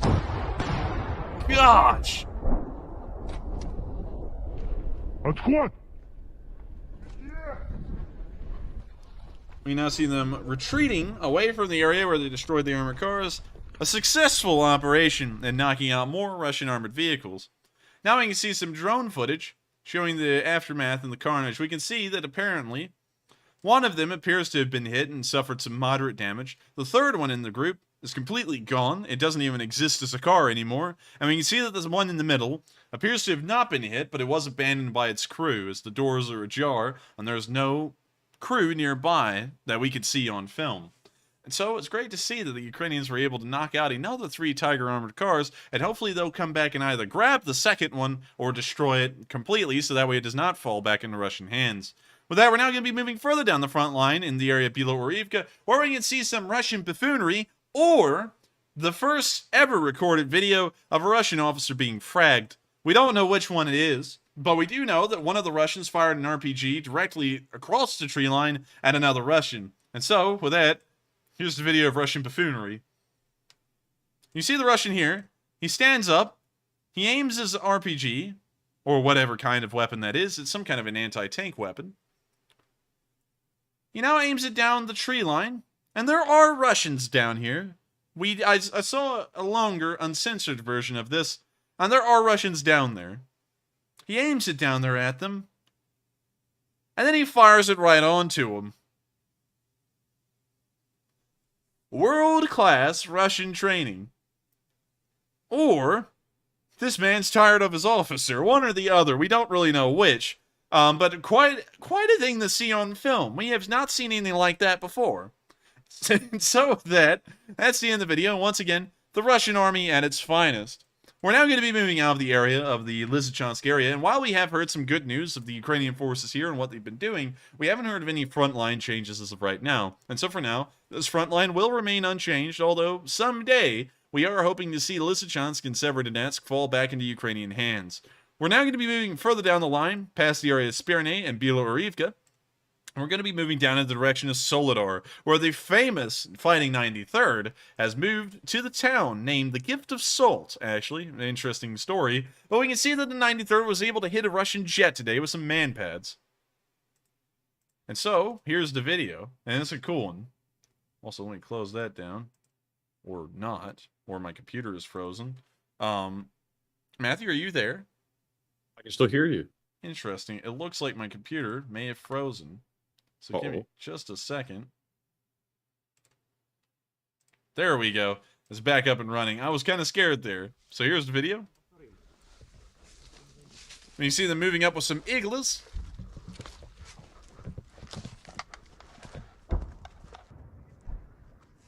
We now see them looking across those great plains of the, I guess you could say, southern area of Ukraine.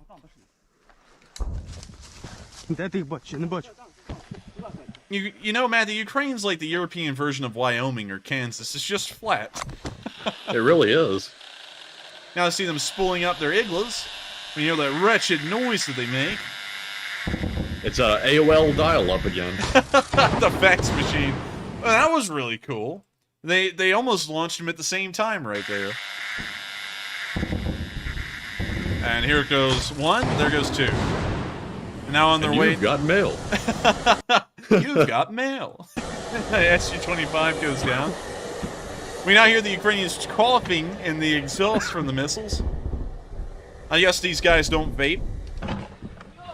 You now see them back in their trench with the man pads.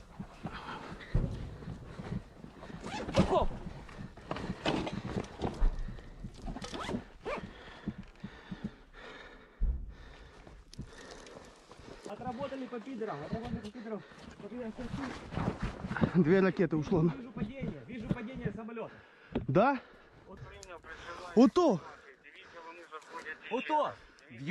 Красавці! Фу! Красавці! Оно, вспишка була ще одна. Он іще, бач?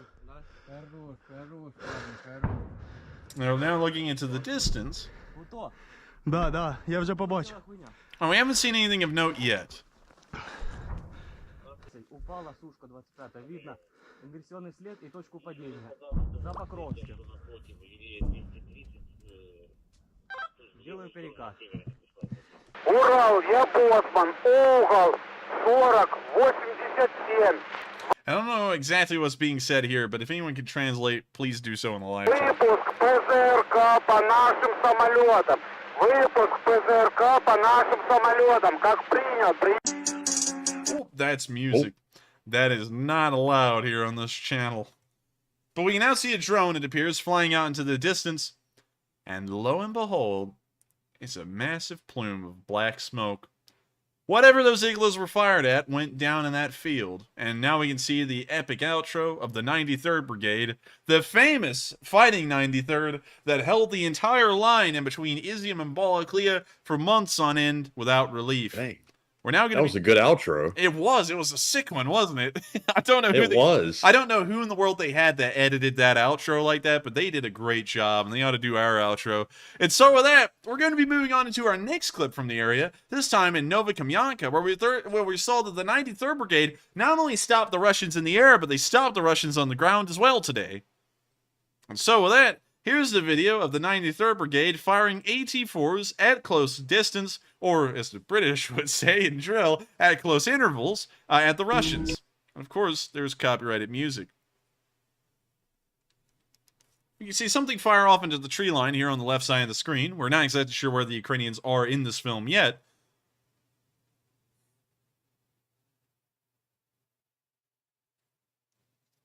We now see another. I'm assuming that those are the Ukrainians firing AT-4s at the Russians.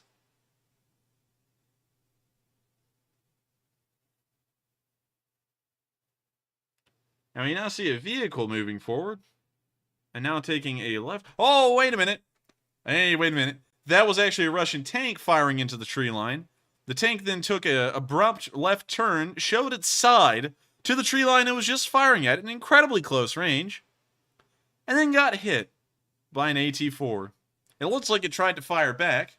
It's now rolling forward some more, once again with its side completely exposed. It's now been hit another time by an AT-4. That's the second hit that it's endured. It appears that the hatches are open, and some of the crew members are now bailing out. It appears that the gunner was the first to go, and so the tank has now lost its ability to shoot. Now the driver and the commander have decided to go for a pleasure ride through the rest of the open plain and wait for it to get hit by a third AT-4, if it happens. We now see the commander leave, and it appears that the driver is the only one left.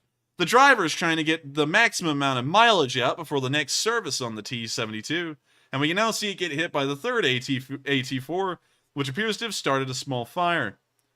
The driver may have not been able to get it out of the tank, but I can tell you one thing, he certainly got the mileage out of it before it went down. And with that, that's the end of the video, and it's great to see that the Ukrainians, with their ingenuity, were able to get up at close distance.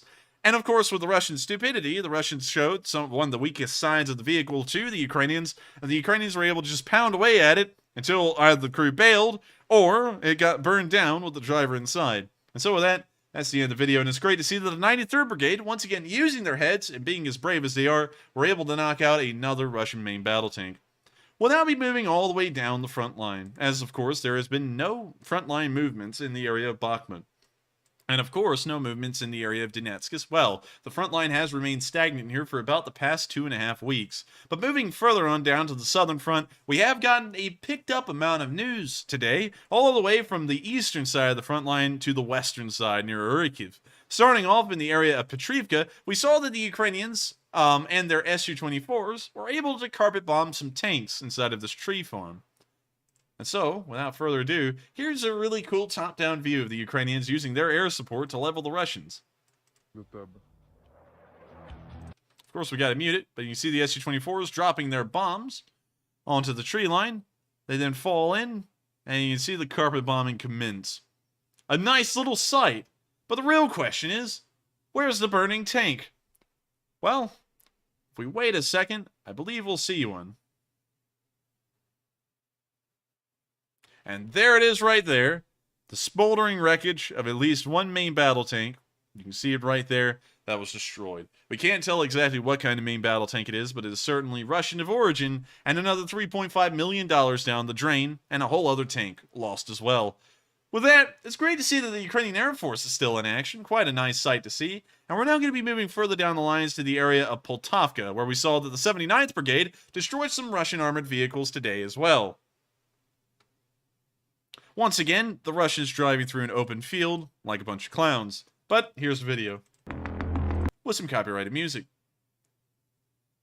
We can see a vehicle in the top side of the tree line firing off down the field. We now see some burning Russian tanks with Z's clearly written on the sides of them. Looks like an MTLB, an abandoned T-72B3, and some other kind of miscellaneous vehicle. We can also see some kind of a special construction vehicle on fire as well, and I believe what we're looking at there in that tree line that was firing was a Ukrainian tank, although I'm not exactly certain.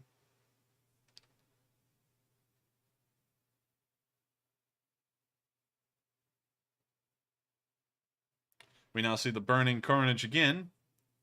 Once again, a good sign that the Ukrainians are doing some pretty decent damage on Russian forces in the area, and we now see what appears to be a Russian SPG on fire and exploding.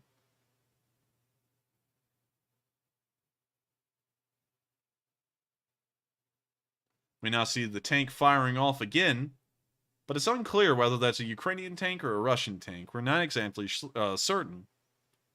But with that, that's the end of the video, and it's great to see, regardless of whose tanks those were, that several Russian vehicles, a score of Russian vehicles, were burning in that field. Credit to the 79th Airborne Brigade. We're now going to be moving further down the line into the area of Huilopol, where we saw that a Russian base was hit today by Ukrainian artillery fire.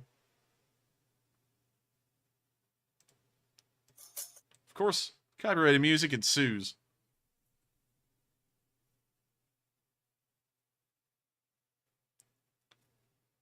You see them looking down at the Russian base.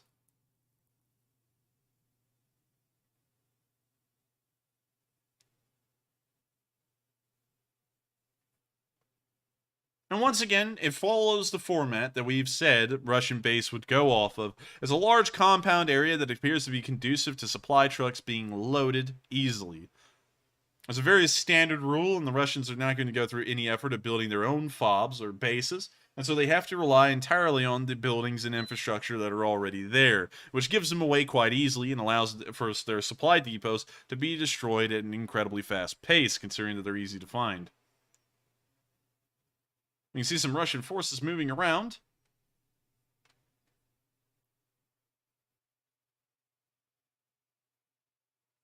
Well, you now see the first artillery shell hit the base. It appears to have hit the largest building in the compound first. Second round hitting to the left side, nearer to the larger building that I'm assuming would be used to load trucks and store supplies. We now see some Russian forces moving down the road. More artillery continues to rain down on the base. We will actually skip forward a little bit. Because we are actually pressed for time, believe it or not. We're about 20 minutes over time in what our usual news segment consists of, which is pretty surprising to me. But we see a nice gaping hole in the larger building, used most likely for supplies, and the other buildings did not go without some damage either. Once again, very nice to see.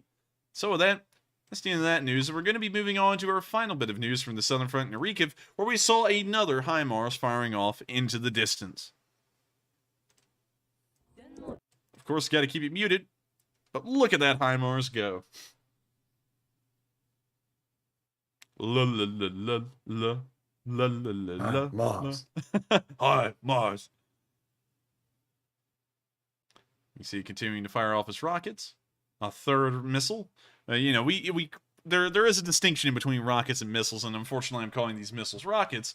But that is the end of the video, and it's still great to see that the HIMARS are still out there churning away. But unfortunately, the front line in this area has not changed. Moving on to our last 3 bits of news for the night before we get to the speech from Zelensky. Up here in the northern area of the Kherson front, we saw some more HIMARS firing off into the distance.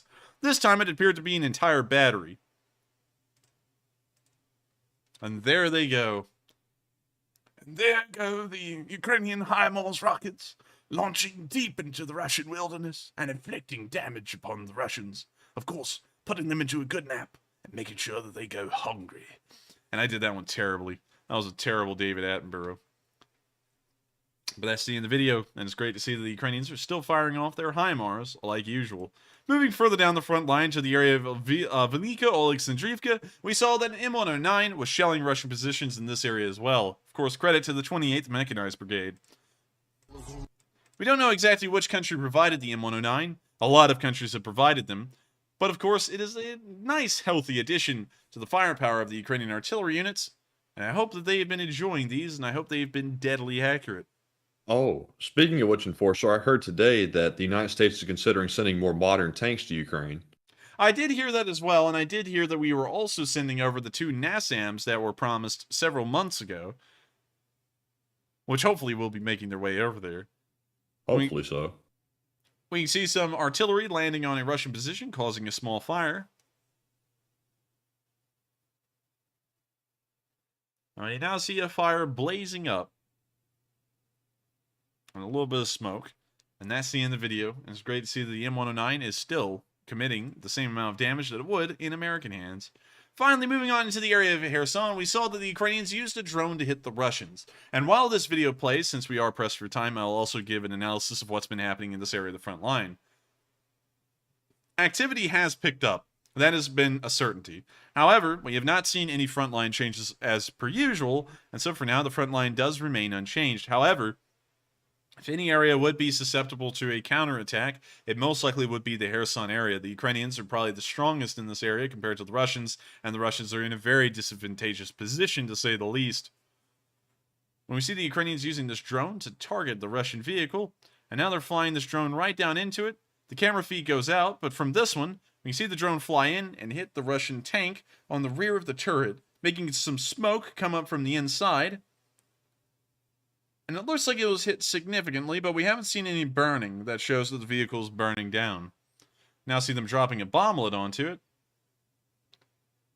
We now see a nice sizable cloud, a nice sizable explosion at least. And so with that, that's the end of the video.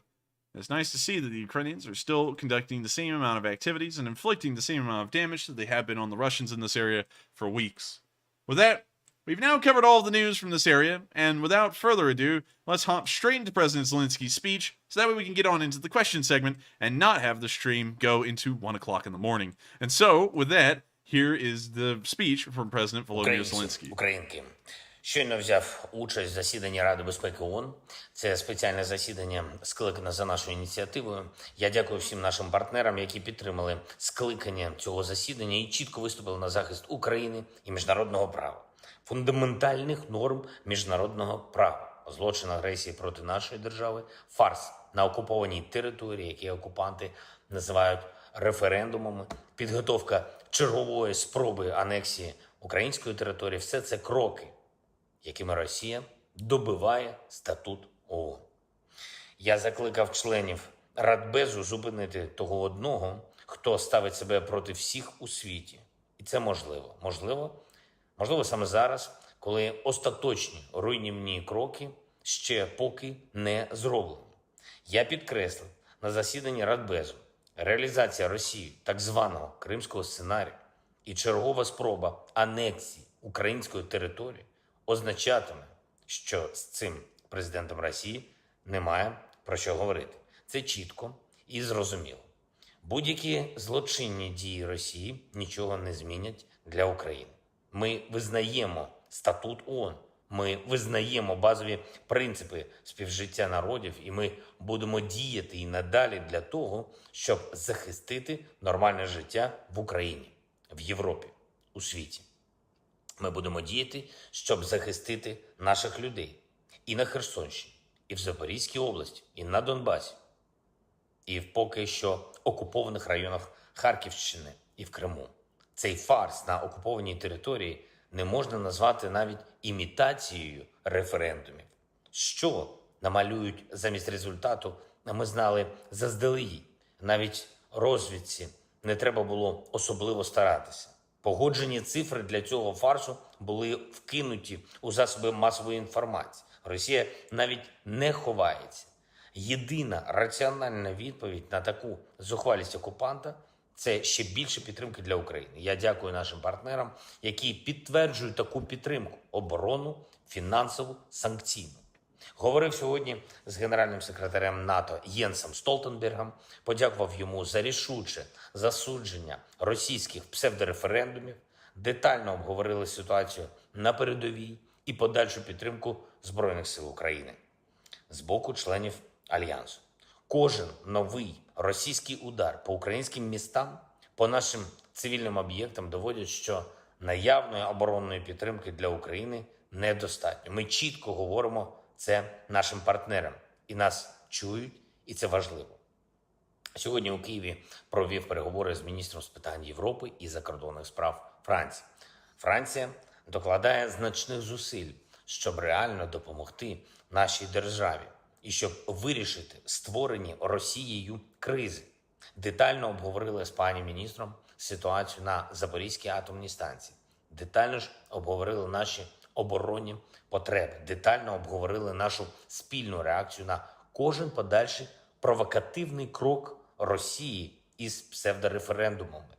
Сьогодні ж в Москві прозвучали чергові брехливі заяви щодо дуже важливого досягнення України і наших партнерів – відновлення нашого морського зернового експорту. Очевидно, що Росія готує ґрунт, щоб спробувати зірвати зернову ініціативу.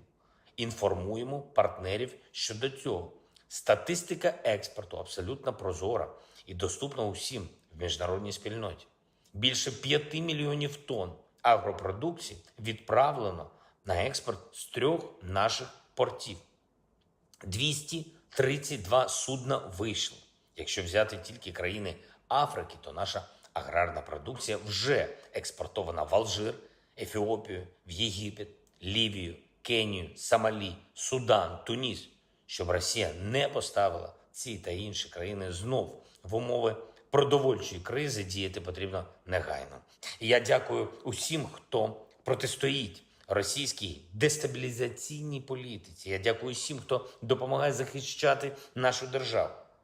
Що стосується фронту, то скажу коротко і поки що без деталей. Хоч вони будуть і хороші. Просуваємось вперед. і звільняємо нашу землю. Слава Україні! And with that is the end of the speech from President Volodymyr Zelensky, and that rounds out our day's summary of the news. I thank you all so much for watching if you were here for the news segment alone, and if you did enjoy, please make sure to subscribe and also hit the bell button. Subscribing helps us out a lot. Of course, it helps for more people to know about the Lee Spring Army, the Enforcer, and what we do, and of course, it allows you all to keep updated as to when these streams run, which is every single day of the week, believe it or not, except for Mondays. We do take Mondays off just so that way we can try and recharge and make sure that we can get through the next week. But every single day, except for Monday, we're on this stream every night at 10 p.m. Eastern Time, covering the war in Ukraine and every single bit of video and picture evidence that we were able to find that confirms the news and the stories that we've been hearing and have been told from around the front lines. And so I thank you all so much for watching, and with that, we are now going to be moving into our final question segment of the night, addressing all of our polls, which we will have to go over very quickly due to time concerns, and then we'll be getting straight into the questions. And of course, once we get through all the super chats, we'll be addressing live chats as well, and as many as we can. And so with that, take it away, Matthew.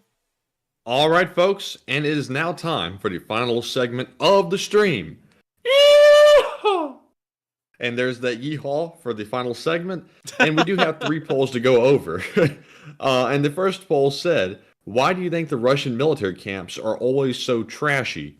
70% said poor leadership and no discipline. 4% said they leave the trash on purpose. 23% said this is acceptable for Russia's army. And 3% said none of the above. Now on this one, I clearly fall within the 70%. It's definitely a lack of discipline. And to think a military that allows their soldiers to live in those kinds of conditions, yes, you're in a war zone, but at the same time, that's not acceptable for any military. So that's just absolutely disgraceful. But that's sort of status quo for the orcs. But Enforcer, what do you think? I would have to say, I would actually have to fall within the 70% as well and say that that's just poor leadership and training, because there's no other way to excuse it. And so with that, I hope we addressed that poll fairly well. And also, I would like to give a huge shout out and a welcome back to Speed Break. Did you see that, man? He's back, finally. I saw you earlier, Speed Break. I didn't say anything until now, but I've been waiting all stream to say this. I've been wondering where you were for a long time. It feels like months. And I'm glad that you're finally back, and I hope you've been enjoying tonight's stream. I hope you enjoyed this little shout out as well. And so with that, we are on to the next poll. And the next poll said, are you in the path of Hurricane Ian? Because I saw a lot of you talking about that in the live chat. It looks like 8% said yes, and I'm going to weather it out. 1% said yes, but I am evacuating. 79% said no, I'm not in the path. And 12% said, what hurricane? What's going on? So for the 8% that said you're going to weather it out, good luck to you, because it looks like a really big one. It looks like it's going to be a Category 4 when it hits. I haven't been in a hurricane personally, but I've had relatives in a hurricane, and they said it's really, really bad. So good luck to you, and I hope everything goes well. And also, of course, I wish you all the best of luck if you are in the path of the hurricane. Hurricanes are pretty rough, and of course, they're not known for being gentle weather. And so with that, we are on to the next one. All right, and the final poll says, do you support the U.S. sending more modern tanks to Ukraine? And the options were yes, no question about it, which got 86%. 9% said maybe not sure. And 5% said no, it's too risky if the tank is captured.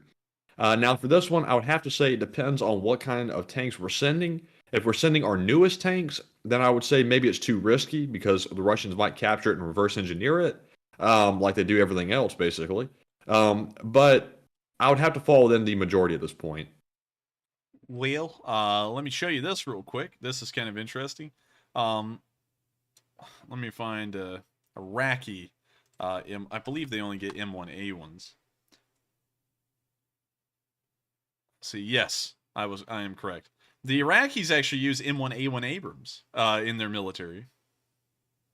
What do you know? Yeah, and so if the Iraqis can get M1A1s, I think we could give the Ukrainians M1A1s at least, maybe with some upgraded armor packages as well. But anything like an M1A2, SEP V3, our most advanced version of the Abrams, I would not send over for national security reasons. But the M1A1 is a pretty competent tank, especially compared to the Soviet counterparts it would be going up against in the war. And it does have some pretty decent armor from what we know. Although, that being said, take a sip. About 500 of these things have been destroyed. If you if you don't know, a lot of them have been destroyed in Iraqi hands during the fight against ISIS. So with that, I hope that addresses that fairly well. But I do think we should send over our tanks to, of course, Ukraine. If we've sent them over to Iraq, Australia, Saudi Arabia, Egypt, amongst a whole other myriad of other countries, I think it wouldn't make any big deal if we sent them over to Ukraine as well. And so with that, we are on to the next one. All right, and that was our last poll for the minute. So we are moving into our super chat questions. And the first one goes to Jason DeHaan, who puts in a $90 donation and says, "Love you guys, especially since you have had a hard time now and then from the coup to bring in Matt. Lucky for family, he and when you had that bloke on before Starsky and turned on you and told him to leave with such composure. Now that's a politician for you. Keep it going." Well, I thank you so much for the kind words, Jason DeHaan. And also, Moscow Mike was a pretty interesting character. He's kind of almost disappeared from the Lee Spring Army altogether in mention and in pop culture references, I guess you could say. But it is funny that you bring him up. So with that, I got to thank you so much for the kind words. Also, Starsky has been one of our few live stream guests. We've had Ronnie Pitt from Funker 530 on before. That was a pretty fun time. But yeah, Moscow Mike was not a good start to guest stars, and because of that, it made us incredibly reluctant to try and bring on another, although there were a lot of extenuating circumstances when Moscow Mike that made us pick him, because he's the next door neighbor, you know, and all that. But anyways, we're not going through that whole story. It's still pretty funny that you brought that up, and also, thank you so much for enjoying our composure. I try my best to stay as composed as possible. Whether I'm tired, sleepy, happy, sad, y'all will never know. It's the news every night, and I come on here, and my whole entire thing is making sure that people stay in the know about the war in Ukraine, and of course, support them the best way we know how. And so with that, I thank you so much for the support, Jason DeHaan. And with that, we are on to the next one. And thank you so much for helping this channel to keep on running. And up next, we have a $30 super chat from White Lightning 777, who says, "What sort of aid changes do we need to give Ukraine to deal with an extra 300,000 Russians? Just 600,000 extra bullets or more involved?" Question mark. I say that we should give them more heavy artillery, and I believe that this requires the Ukrainians to bolster their own numbers through, of course, I guess you could say, mobilization of their own, to make sure that there are artillerists that can take care of these artillery pieces where you will send them. As far as I know, there is a stockpile of them in Poland that are just waiting to be shipped over as soon as the Ukrainians get crews. And so here's what I would suggest is if I was the president of the United States and I was the one looking at this, I would suggest that countries like the United States or the United Kingdom take on even more Ukrainian soldiers to train, and we train them here in America, like we have before, on the M777 artillery pieces, and in Britain on the L119s, and the British send over their trained crews with the L119s, and we send over our crews with the M777s. Of course, just more of them. These soldiers will be poorly equipped. They probably won't have any operational tanks of note, and they probably won't have any advanced equipment to speak of, and so they will largely just be, I guess you could say, armed citizenry or light infantry. And so the best thing to counter them with would be artillery and just obliterate them from afar instead of trying to get up close and take them out one by one. And so if I was the president of the United States, that's what I would do. Of course, I just saw James McDaniel say "Hail to the Chief." Thank you so much. And some of y'all may be wondering, well, if you're the president of the United States, how are you getting the British to do that? Well, the British and the Americans, of course, as you know, they have a special relationship. And they've already been training Ukrainian soldiers, both in the infantry and the artillerist roles. And so why not just ask them to bump the numbers up a little? And if we have to, we could subsidize it, perhaps, considering if it's cost effective or not. If it's not really cost effective, just send all of them to the United States and have them all trained on M777s and then send them over with that. And so with that, I hope that answers the question fairly well. Thank you so much for the support, and also thank you for throwing in a good joke there. That 600,000 rounds thing kind of runs on the Swiss joke. They said, if you don't know the story, Matthew, a German general was talking to a Swiss general. This is an actual true encounter. And the German general was talking about the Swiss army. And he said, "Oh, it's incredibly small, and y'all focus... y'all focus so much on, the small things. We have impressive artillery and infantry. What if we invaded your country?" And so the Swiss general said, "We'd shoot once and go home." And then the German general said, "What if we had twice the men?" And then the Swiss general said in response, "This is a true statement. We'll shoot twice and then go home." Wow. And then the Swiss were pretty hardcore. They still are, but that's a thing for another time. But with that, I thank you so much for the support. I hope I addressed the question fairly well. And with that, we are on to the next one. And thank you so much once again. And up next, we have a $25 super chat from Sobi, who says, LSA donation, you guys rock. And thank you so much for the support to the LSA and, of course, helping this channel to keep on running. And thank you so much for the kind words. We try our best to keep this thing running the best we can. And so with that, I thank you so much once again for the kind words. And with that, we're going to be moving on to the next one. But before we do, when the world is I hope you're seeing the same one I'm talking about. It says chat is a lost cause for the most part. And I don't really see anything wrong with the chat. Let's see. I was looking through here to see where that was. Chat is a lost cause. I saw somebody earlier bashing some people in the live chat, but you know, I think we're talking about the same person. Yeah, I think we are. Let's see. What's the name start with? It starts with an M. Max. Yes. Yes. Yes, I saw him bashing people in the live chat a second ago. I was wondering what was going on with that. Yes. And real quick, I appreciate people's fervor, but it appears that we've got and I hate to say it this way because you know, you may know something, but I don't like people who come in and act like they're the ones who are gifted with the sauce, if you know what I mean. And if you do have some knowledge and information, please share it, but don't act arrogant about it. I don't know everything, and I know that everyone in the live chat doesn't know everything, but if you come in acting like that, then you're just asking for trouble, and you're asking to get in fights with people, and we don't really like that. So with that, we are on to the next one. And up next, we have a $20 super chat from Jose Diaz, who says, greetings from Arecibo, Puerto Rico, to the Enforcer Matt, and the LSA. In 2040, I will vote for you as president, regardless of party affiliation. I hope Puerto Rico is 51st state. Gloria Ukrainia. And I thank you so much for the support, Jose Diaz, and thank you so much for your vote for my candidacy as president.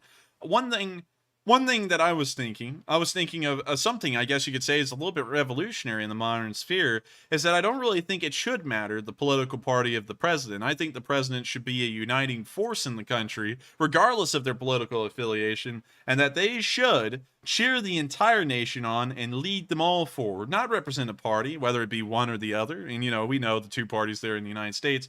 I think that the president ought to be able to speak to every single man and woman in this country and push everyone forward at the same time, instead of trying to act like only one part of the country can succeed while the other is left behind, because that's almost what both parties have gone into.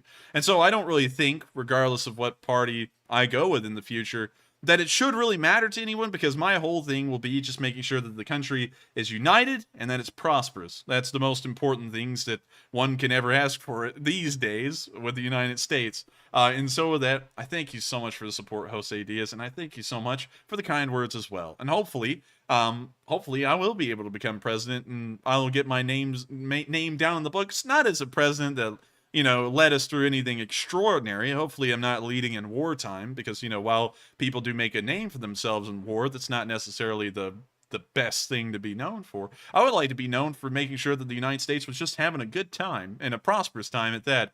And so with that, we are on to the next one, and I thank you so much once again for the support and the kind words.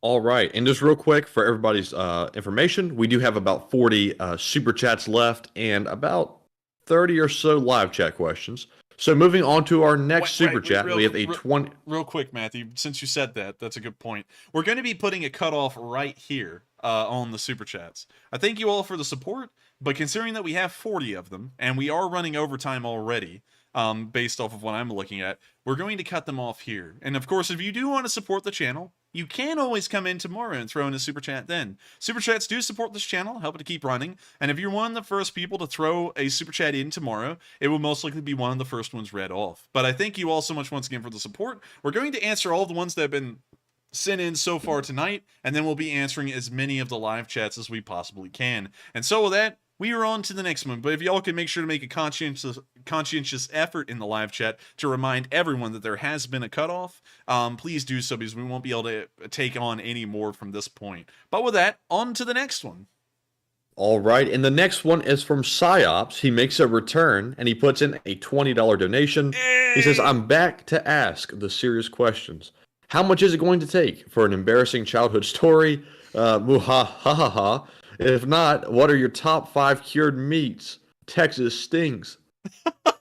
Psyops is hitting the classics. Sadly, Matthew and me are not really into sharing embarrassing stories on each other. We are a united front. We have a special friendship, like the United States and Britain has with each other, and so we don't ever want to sooty up the waters with any kind of embarrassing stories. But moving on from that, and of course, Psyops, I know you're just kidding, so don't think I took it seriously. But moving on from that, and talking about the 5 favorite cured meats. My favorite is, of course, pepperoni. Not on a pizza. You can have pepperoni in many different ways. It's not on a pizza. That's good. Salami. I would say actually Genoa salami, the kind that's an actual sausage instead of just the sliced pieces you can get at a deli. I would say, let me think about the others. What's that in one, Mandy? Prosciutto? Prosciutto? Prosciutto, yeah. I can't ever get the name of that one down right. It's like prosciutto or prosciutto or something. I can never get it down. I'm sorry, everyone. It makes me sound quite ignorant. But is that a smoked meat?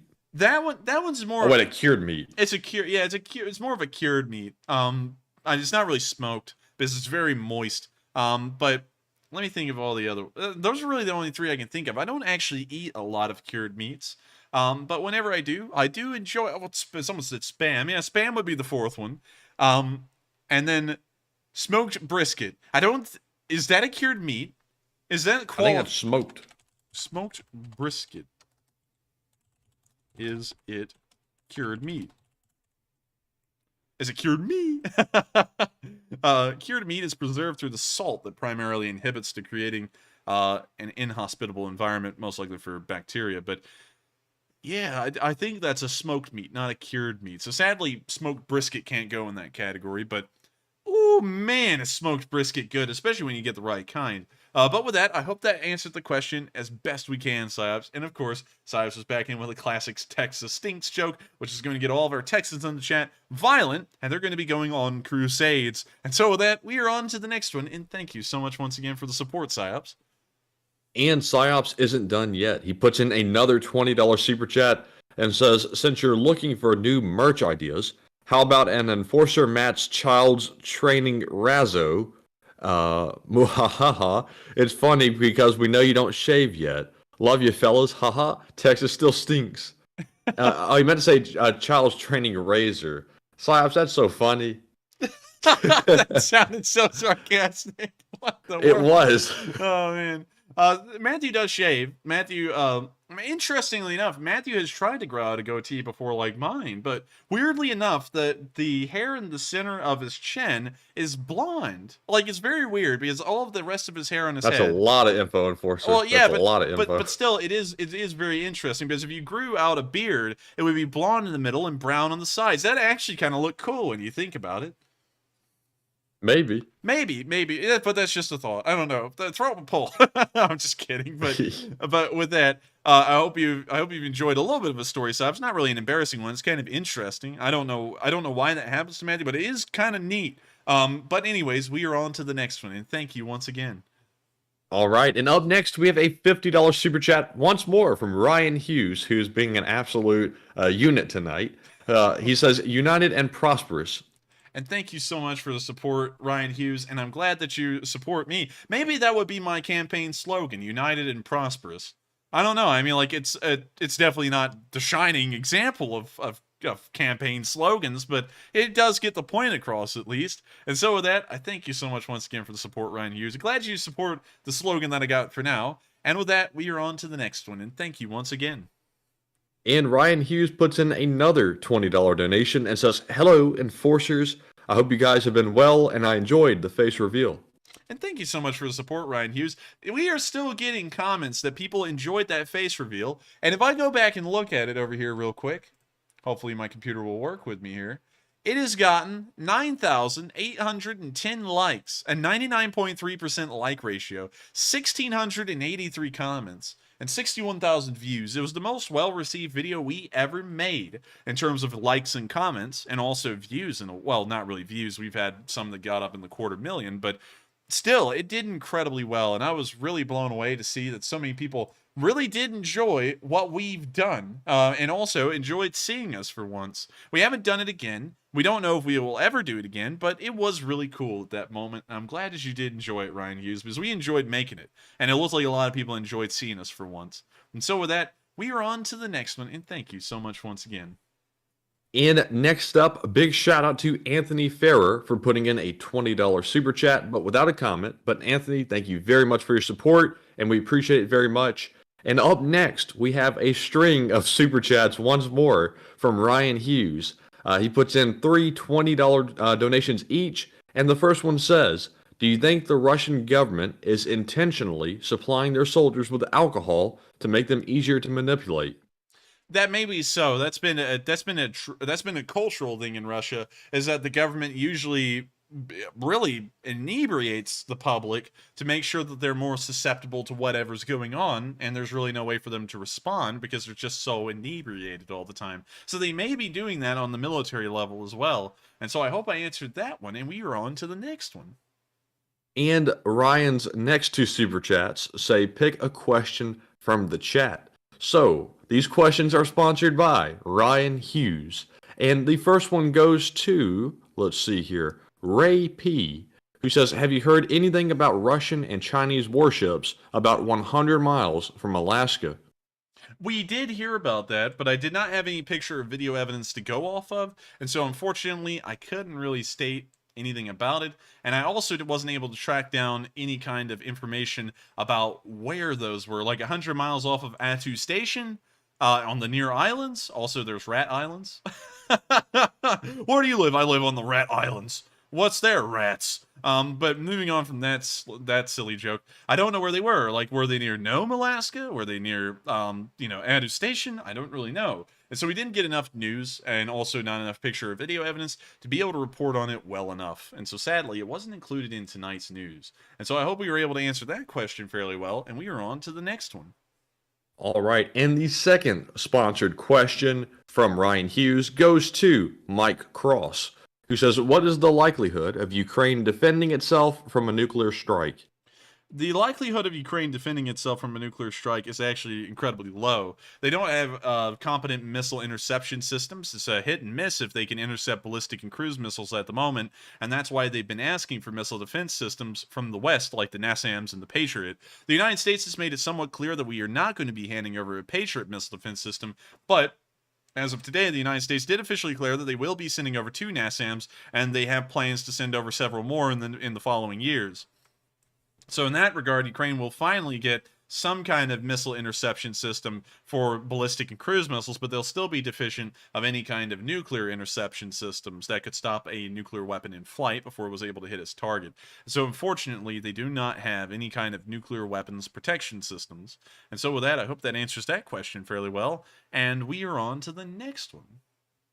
And moving right along, up next we have a $20 super chat from Blue Flam 777, who says, this is for the bots. Putin has been a psychopath since childhood. Why do you let a psychopath rule your good country? That's a really good question to the bots. I think the bots are now frothing at the mouth and they're eating their keyboards. But to answer that question for the bots, I think they let the guy in charge because I got to tell you, I'm going through this war at the beginning. You would like to think that there is something redeeming out there somewhere about Russia, but as the war has gone on, it's really hard to find it. You know, you see these average Russian conscripts torturing thousands of Ukrainians, making torture chambers, killing thousands of them, and it's really hard to look at the average Russian in the military anymore and go, yeah, he's just there because he's there. He doesn't want to be there because what they're doing to the Ukrainian citizens is just abhorrent. So on that regard, I really don't know why. I guess it's in the Russian nature to always have leaders like that. They've never really had a time where they didn't have a leader like that. And the only time they did, it was Gorbachev, and they considered him a weak leader, which is the most ironic thing. But with that, I hope that answers the question fairly well, and thank you so much for the support, and I hope I was able to answer it on their behalf. And so with that, we are on to the next one, and thank you once again. And up next, we have a $20 super chat from Tito McLovin, who says if Russia declares war, then it should not matter that Ukraine quickly invades the lightly guarded oblasts of Kursk and Belgorod. The Ukraine will be unopposed to capture Moscow since all of their men are stuck in Ukraine. It's a Blitzkrieg 2.0. Well, I thank you very much for the support, but of course, you have to remember that the Russians are always threatening nuclear weapons, and if that did happen and the Ukrainians started blitzing their way towards Moscow, regardless of how fast they moved, it would probably be weeks until they got to Moscow, or months, and that would give the Russians enough time to start nuking Ukraine and then start a nuclear onslaught with the rest of the world, most likely, by the end goal of that.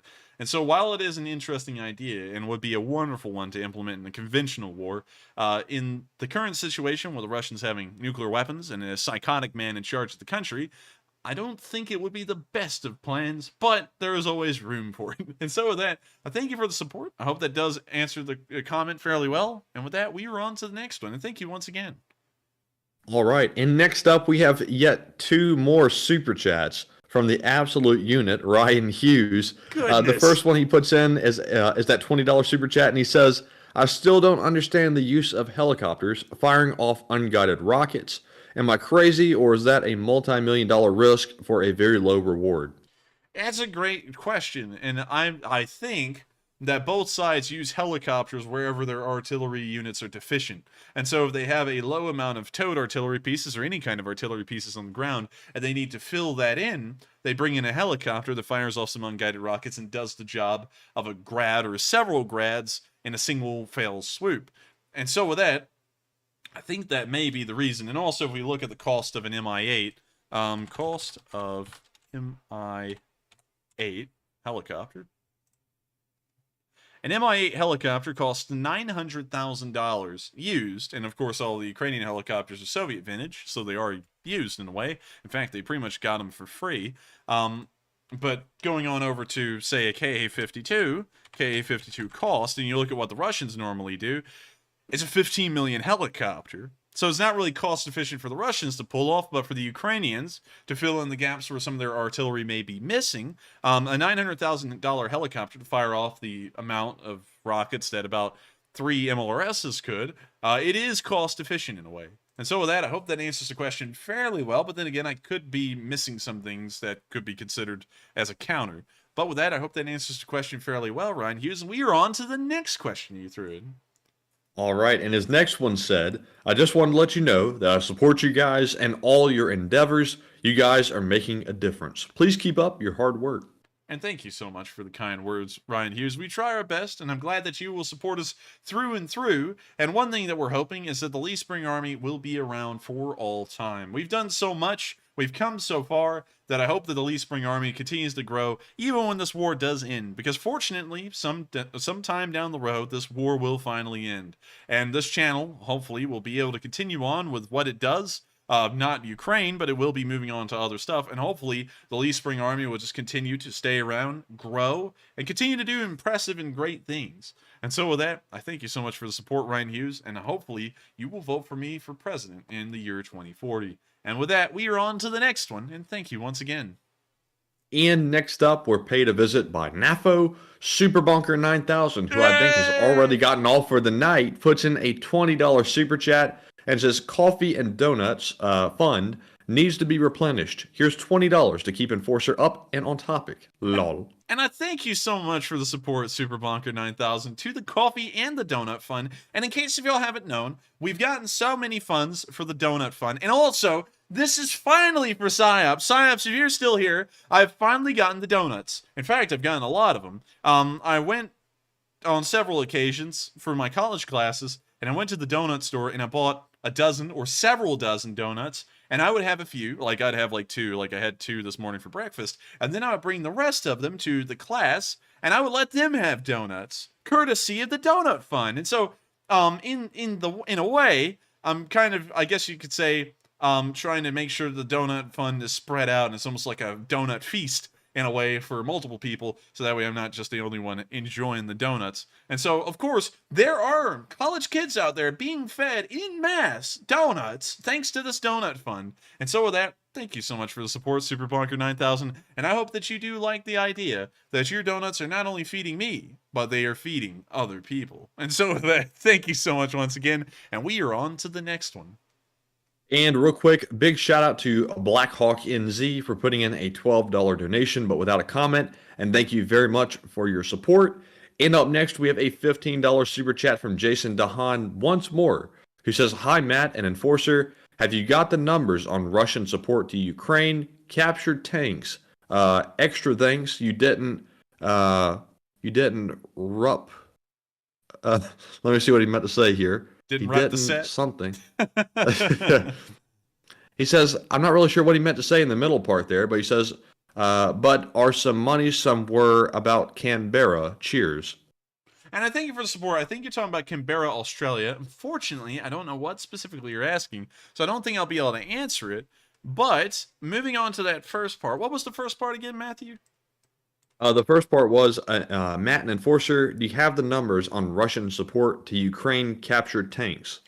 Unfortunately, we do not have the up-to-date numbers, but the last I heard, 138 tanks have been captured and put into service with the Ukrainian armed forces, although that number may have gone up recently. It may be up around the 140s or the 150s.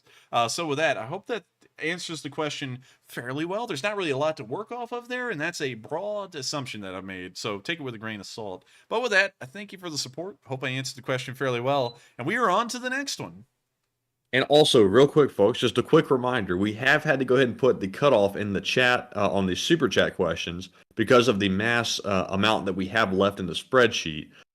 So just real quick on that. And real quick, I want to give a shout out to Justice Ryan, as well as, let's see here, Michael Cabrera as well. They put in a super chat past the cutoff.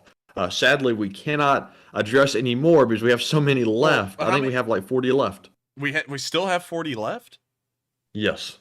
Real quick, can we actually have a count on that real quick? Because there's no way we've been running through sand here for the past few minutes. Let's see. Just a moment.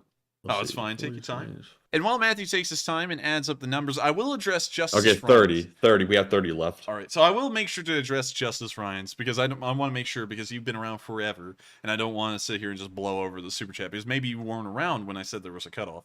So Justice Ryan said, what countries are taking in the fleeing Russians? How about the U.S. too? The U.S., as far as I know, is not taking in fleeing Russians, but the Finns, the Baltic states until they shut off their borders were, but they've shut them off now. So the Finns are taking them, the Kazakhs are taking them, and also the Georgians are taking them as well. But those are the only countries I know of so far. And so with that, I hope that answers the question, Justice Ryan, and thank you so much once again for the support. And with that, we are on to the next one.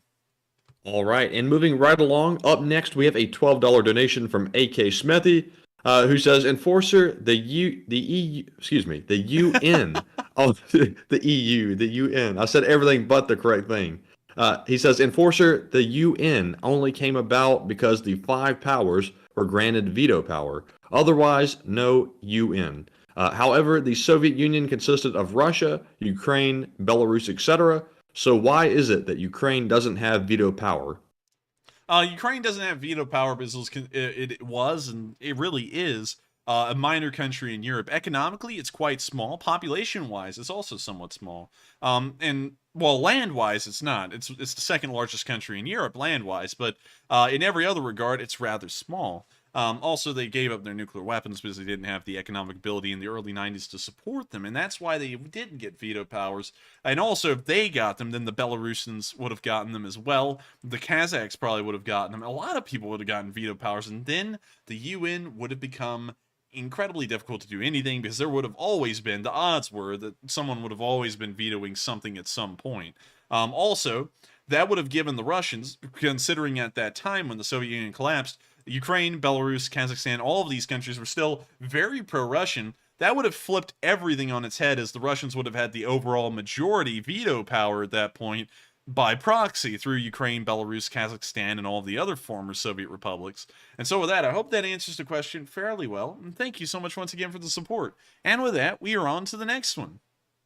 All right, and next up we have a $10 super chat from VMan29397, who says, Enforcer, if Russia collapses following the end of this conflict, in what order would their puppet states, i.e. Transnistria, LPR, DPR, South Ossetia, Abkhazia, fall, or does it happen all at once? So the proper order that they would fall in would be the LPR and the DPR would be absorbed into Ukraine again, along with Crimea, most likely. Although that's a question, I have questions about that. But moving on down, the first one to leave would most likely be Chechnya and Dagestan. They would probably try and make a similar republic, or at least a confederation of sorts. Then moving on down, the Georgians would probably seize the opportunity to retake Abkhazan and also Ossetia. That would just make a lot of sense for them to do, considering there would be no external pressure for them to not do that. And at that point, and now this one's the most shocking one. Transnistria actually wanted to be a Russian puppet in a way, and Soviet. The Russians really had no involvement in that when it happened. They reluctantly stepped in and accepted it in a way. And so Transnistria will literally beg to still be a bit of a Russian puppet in a way. So I don't think they would ever go. I think they would try and stick it through, although they probably wouldn't be able to in the end, because by then the Russians would probably be on the verge of just complete collapse. So with that, I hope that answers the question fairly well, at least in my opinion, and I can be wrong, so take it with a grain of salt. But with that, we are on to the next one, and thank you so much once again for the support. And up next, I want to give a big shout out to WL for putting in a $10 donation, but without a comment. But WL, as we always say, thank you very much for your support, and while we would love a comment to address, we appreciate it nonetheless. And up next, we have a $10 super chat from AKLRIN0, who says, how effective do you think the helicopter flares are when they seem to almost immediately hit the ground, possibly starting massive fires? The helicopter flares that hit the ground are not effective at all because they cannot be picked up most likely by the IR sensors that most manpads use. However, because when a helicopter tilts to the right or the left, usually it has flare dispensers on both sides of the helicopter. And so while some of them are being shot directly into the ground, some of them are going straight up into the air over the helicopter. And so the IR sensors that that a manpad has could probably pick those up and then mistake those for the helicopter's engines. But then again, I'm not entirely sure about that. Some of them do appear that they are causing fires, and the ones that are being shot into the ground are completely ineffective. However, the ones on the other side, they are effective, although that's still questionable. So with that, I hope that answers the question fairly well, and thank you so much once again for the support. And with that, we are on to the next one. And up next, we have a $10 super chat from Bobucks Guy, who says, there were reports in the early weeks of the war that, let's see here. Bobucks, I'm not sure if that's a joke or not. I'm trying to just read through it real quick here. I think we're going to have to skip on this one, but thank you very much for the support, and we do appreciate it very much. And we're moving on to our next one, which is from Christy M., who also puts in a $10 donation and says, I heard that USA is now sending 16 NASAMS instead of 3. Is it true that Russia hit Air Force Base today of Ukraine? Ukraine needs more things to strike inside Belgrade since missiles coming from there. I don't think I've heard about an airbase strike today. I will look through my news again and see if that was something that just happened recently, probably in stream or just an hour before. And moving on from that, I have not heard that the United States is going to be sending 16 NASAMS. I heard that they were sending 2, and a third one later, probably months later. And then, throughout the next several years, they'll be providing, I think, 4 to 6 more of them. It's not, as far as I know, total, it's not coming up to 16, but it may be out there somewhere that it said 16, although I didn't see it. I only saw about 7 of them total over the course of several years, with 2 of them up front within the next month or 2. And so with that, I hope I answered the question fairly well, and I thank you once again for the support. And with that, we are on to the next one. And up next, we do have that $8 super chat from the legend Speedbreak, who has returned, who says, Coffee Fund, sorry I disappeared, family trouble, back hopefully to stay, and great job on your channel progress. Hey! Well, I thank you so much once again, Speedbreak. I see that you're still in the live chat, and of course I addressed it earlier and said welcome back, but I'm still happy to see you back. I'm glad that you're here and you're all right, because people on the stream can tell you that I've been asking for some while now, almost it seems like months, every once in a while. I'll say, where in the world did Speed Break go? Like, you know, like two of y'all went missing. You, Speed Break, and also Zeta Lane. And I've been asking where y'all have been. Hopefully Zeta Lane's okay, and they're just taking a little bit of a break. But it's good to know that you were not in any kind of jeopardy. It was just a couple of issues, and you were able to come back. Hopefully you can stay, because of course a lot of things that happened in the meantime, and I'm just glad to have you back. It's good to have a pillar of this channel's community back in action. And I'm just so glad to have you back. And so thank you so much once again for the support, and I hope you're here to stay. And so with that, we are on to the next one, and thank you once again. And up next, we have a $5 super chat from Cade Riddle, who says, well, this should be interesting. Here, have some money. Well, I thank you for the support, and that was kind of straightforward. So I thank you very much, and I hope you enjoyed tonight's news. And so with that, we are on to the next one. And up next, Simply puts in a $5 donation and says, I'm back from eye surgery, LMAO. Hey, well, welcome back from eye surgery. When in the world did you tell any of us that was going to happen? Because I don't remember you saying that to us. Did they? I remember Simply saying that in the live chat, I think a couple of days ago. But yes, I do recall it. What? Man, I didn't. No one told me. But I'm glad you got back through eye surgery. Hopefully it went okay. Because I have heard some horror stories of eye surgery, and it scared me into not getting any, so I still wear prescription lenses and stuff. But I hope you had a good time with it, and I hope that your eyes are recovering, and that your vision has recovered like a miracle. And so with that, thank you so much once again, and welcome back, and I hope it went okay. And so with that, we are on to the next one, and thank you once again. And up next, big shout out to Suze K. Sullivan for putting in a $5 donation without a comment, but thank you very much for your support. And up next, we have a $5 super chat from Rule Jared, who says, Slava Ukraine, free drinks for the Ukrainian vets after the war. Hey, well, I thank you for the support, and we will make sure, if we can, to try and visit Ukraine once this war is over. That's been something that Matthew and me have been thinking about, and I thought it would be pretty cool. Also, it would give us a chance to meet Operator Starsky in person. In Kherson, hopefully. That rhymes. So with that, I thank you for the support. I hope that answers the question fairly well. And we are on to the next one. And next up, we have a $5 super chat from Jamali Hamilton, who says, I'm in Sarasota, where Hurricane Ian is about to directly hit. Power will be cut tomorrow, so I won't be able to catch your next stream. Oh man, I hate to hear that. But, you know, it is hurricane season, and you got to stay safe. And, of course, staying in Sarasota may not be the safest thing, considering it's right there, right on the Gulf of Mexico.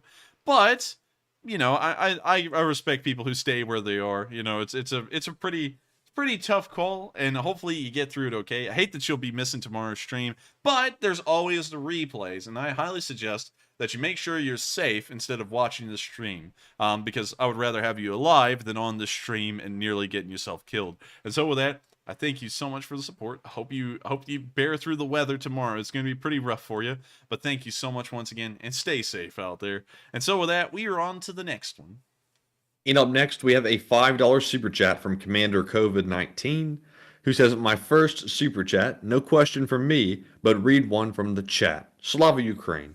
And Commander COVID, thank you very much. Are you sure that's your first super chat? Because I could have sworn I've seen one from Commander COVID before. I don't think we have, actually. I don't remember his name. I could almost like say for certain that Commander COVID, I think you have supported us before. I think you might have forgotten. I think it might have been a while ago. But anyways, of course, Commander COVID, thank you very much for the support. And this one is sponsored by Commander COVID-19. And it goes to, let's see here, goes to Joe Dirt, who says, why did Russia get veto power in the UN when that was originally granted to the Soviet Union?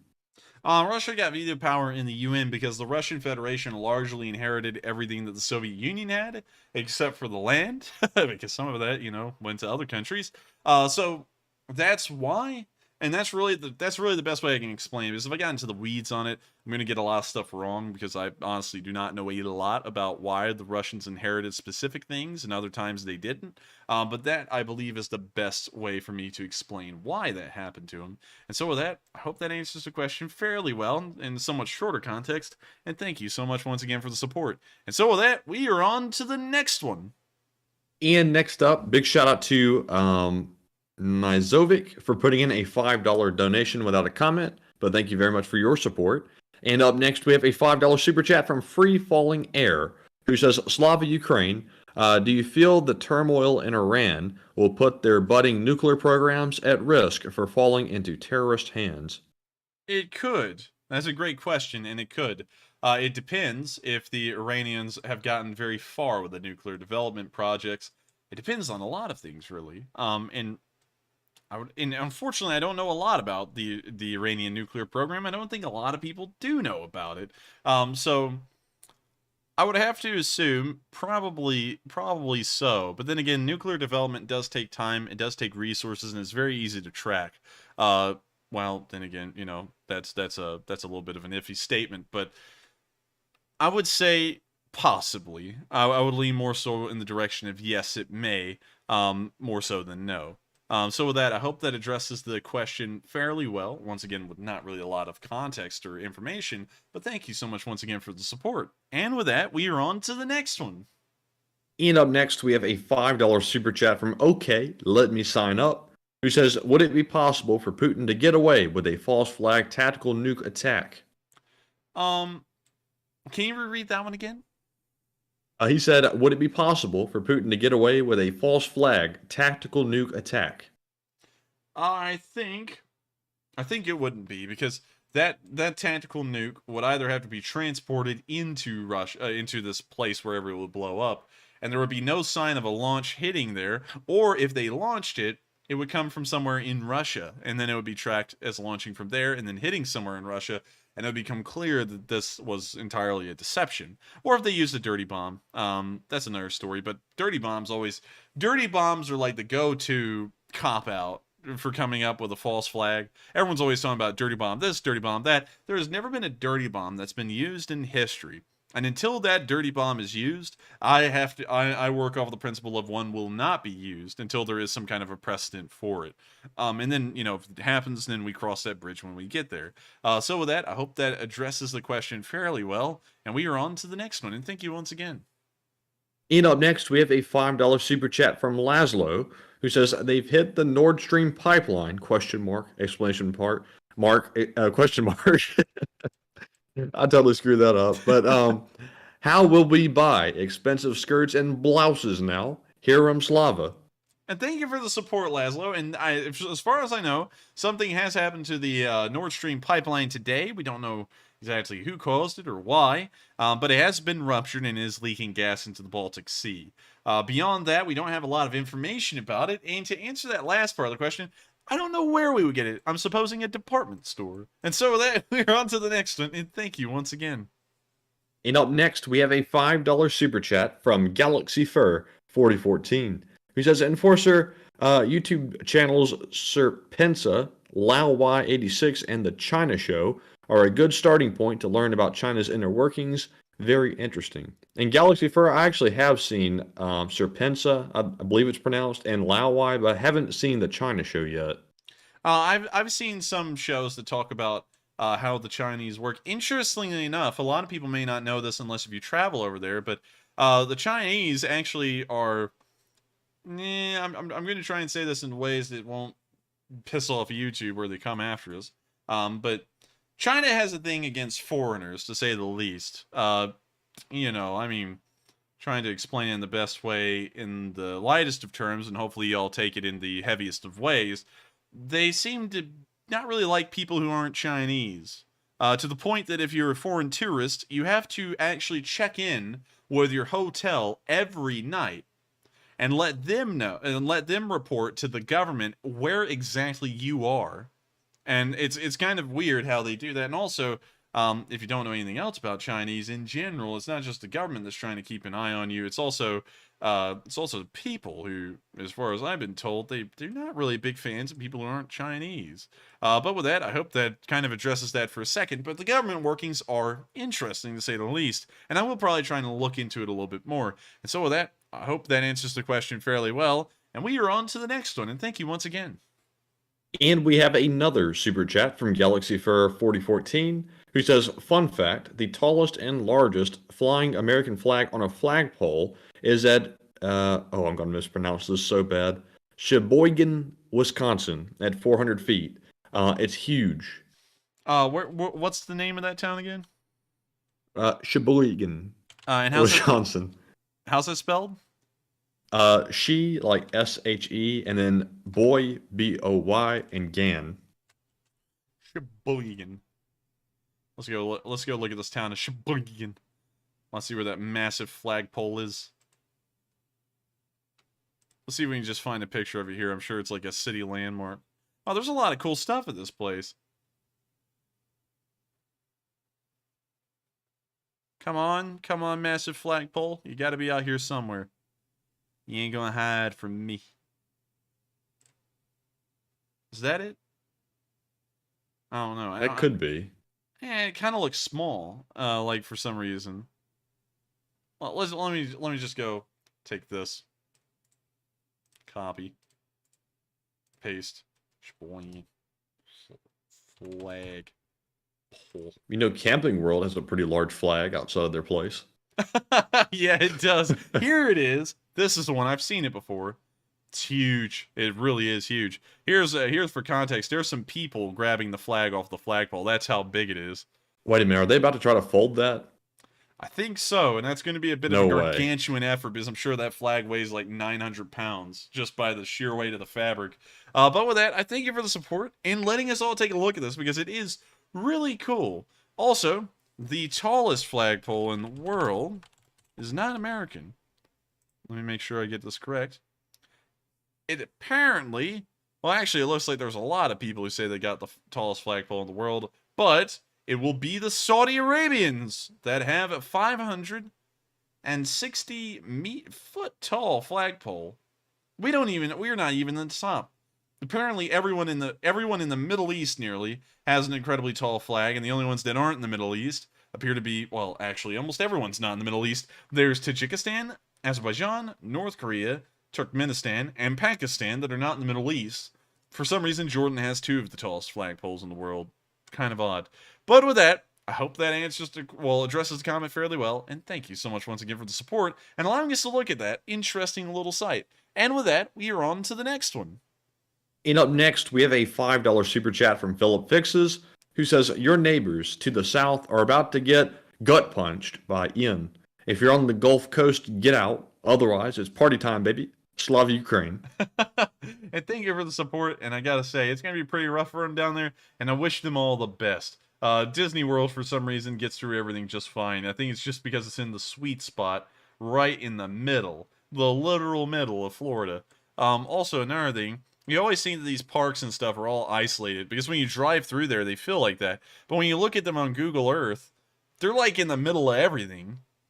It's really bizarre when you look at it. And they're kind of in a swamp, aren't they? Yeah, they are. Look, it's nothing but swamp. That's why gators are everywhere, and they end up killing people here. And you never really think about that until you see it. Also, they built moats around Disney. If you didn't know, like they're pretty extensive. Is that for the gators? I don't really know. I think that may just be to mark property boundaries, but that's a really expensive way to do that. And I don't know why they would do that. So what in the world is this? Disney now has a military ammunition testing range out here. And also, yeah, this looks like a gun range, doesn't it, Matthew? Yeah, I mean, I'm not sure what that is, to be totally honest. I don't know what that is, but it's literally the length of the entire Magic Kingdom from the monorail station all the way to the very back. And when you look at the Magic Kingdom, look how small it is. Like, this thing is tiny, honestly. It doesn't feel like that when you're walking it. Yeah, it doesn't feel like that when you're walking it. Especially when you're eating all that constipating food that they shove down your throats at overpriced proportions that doesn't taste good. But with that, we are moving on to the next one, and I hope that addresses the comment fairly well. All right, and up next, we have a $5 super chat once more from AK Smithy, who says, Enforcer, Russia has a contract with Europe for gas that they don't want to fulfill. They also want Europe to freeze this winter. 2 good reasons to sabotage the pipeline. Yeah, but, then again, they could just shut it off.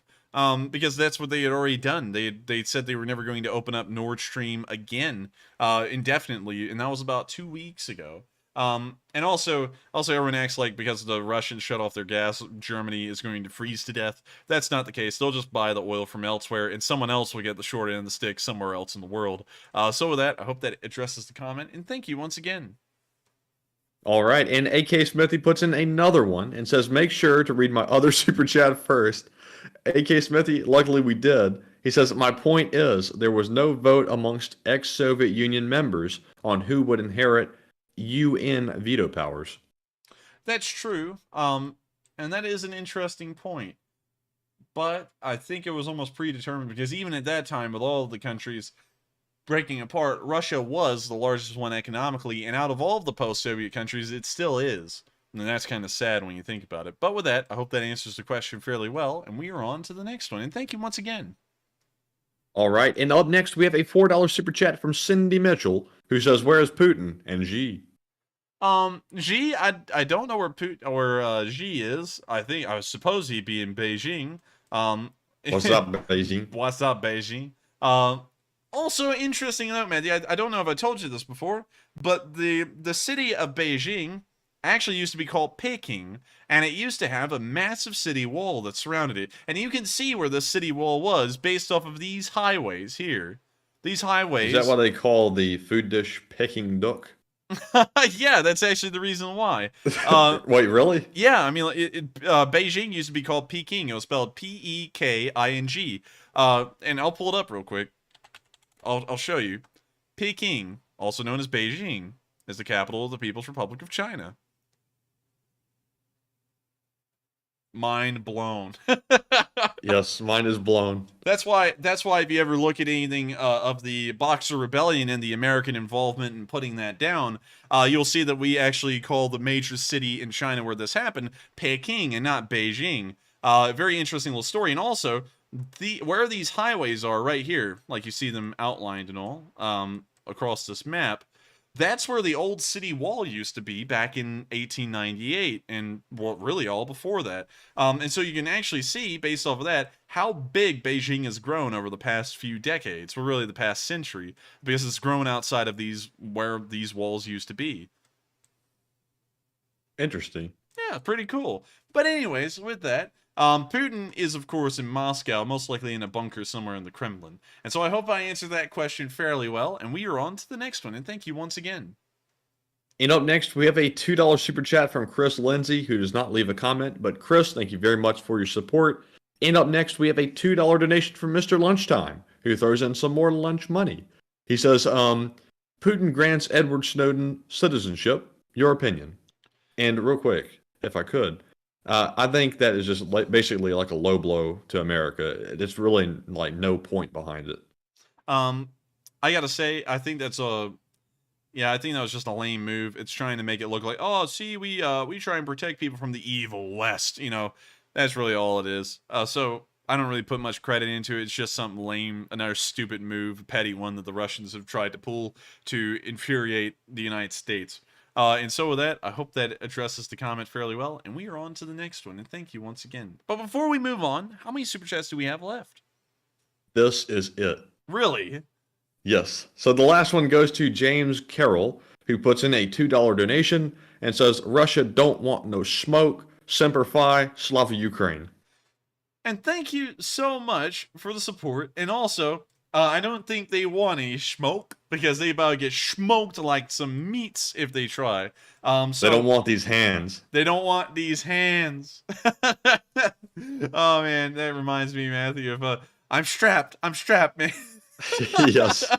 Oh, the things we saw in high school. Oh, yeah. If y'all don't know what we're talking about, probably all of y'all don't know what we're talking about right now, but that's an inside joke in between Matthew and me on something we experienced in high school. But with that, we are on to the live chats, and we actually have a little bit of time. We're going to be answering live chats for the next 10 minutes, and so I'm going to try and make the answers as short as possible, so that way I can try and answer as many of them as I can. So sorry for the brevity of them, but I want to make sure that we can get as many answers as possible. And so with that, we are now on to the live chat questions. What do we got, Matthew?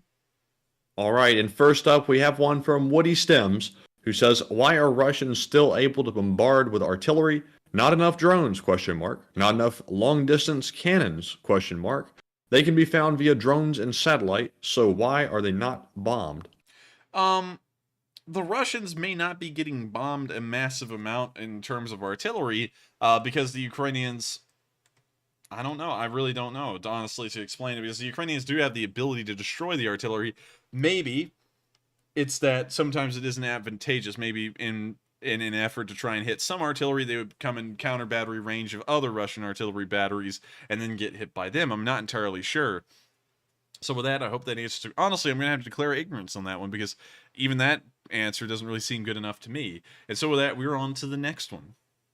And up next, we have a question from Doomsday Games, who says, will Ukraine be in department for the weapon cost at the end of the war, or are the weapons gifts to them free from Soviet reunification?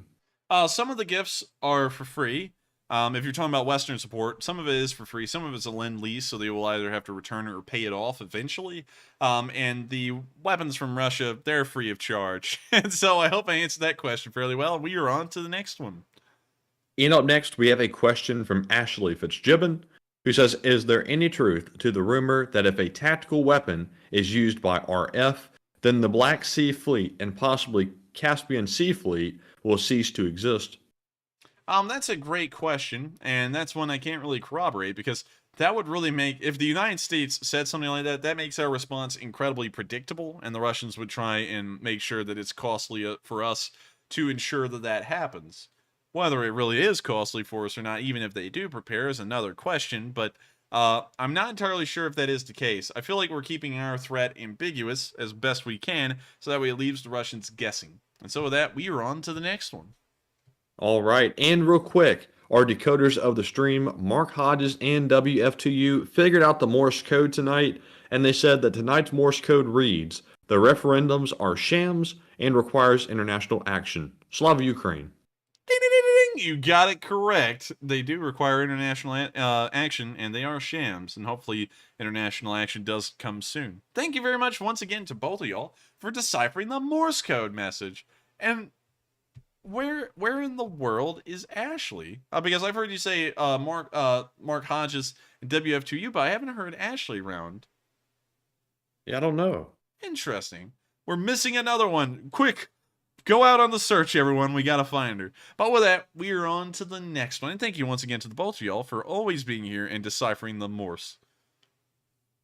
And up next, we have a question from Roy Hughes, who says, why hasn't Russia closed their borders to stop their men from running away?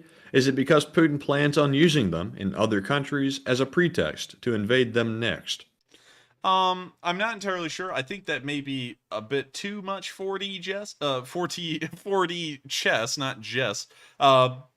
Because if you look at the Russians and how they're operating the war in Ukraine, there is no way that they're thinking of anything that elaborate anywhere else in the world.